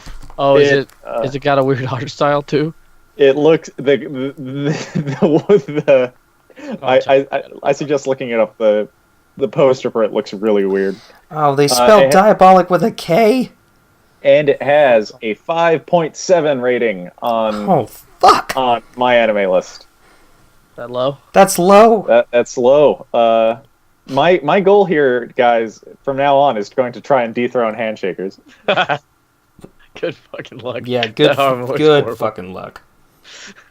Oh gosh, 332 comments. Oh, Handshakers has a 5.68, so we'll see. All right, so join us in a couple weeks when we talk about episodes 10 and 11 of Cells at Work and the vampire reverse harem anime Diabolic Lovers. God, that just saying it makes me hurt. All right, well, thank you so much for listening. And oh fuck, forgot to do our own plugs. Plugged fucking Nerd Blaze. Forgot to plug us. No, just go watch Nerd Blaze. See you later, everybody. They already have more subscribers. Keep watching them. If you like what we do here, like this video, and if you want more of our content, please feel free to subscribe. We're going to start having hopefully more of our shorter videos out, as well as a more consistent podcast release now that our crazy summer schedule has wrapped itself up. If you would like to follow us on other social media, our Twitter links are below and also somewhere on screen. I don't know why. Feel free to follow me on Instagram, on Twitter. I'm on My Free Cams. I'm everywhere, so come and see me. Like, oh wow, DJ's on my free cams. Papers, Yeah. tip them well, everybody. It's new, yeah. Come give me a tip. I'll do a private show with you. You know, if you mention the podcast, I'll do a private show. You know, for you free. For free, a private show for anyone who mentions the podcast. Oh shit! Oh, there you go. That's steal of a deal. You know what I'm doing later tonight, huh? All right. Well, thank you so much for listening. See you later. Later, guys.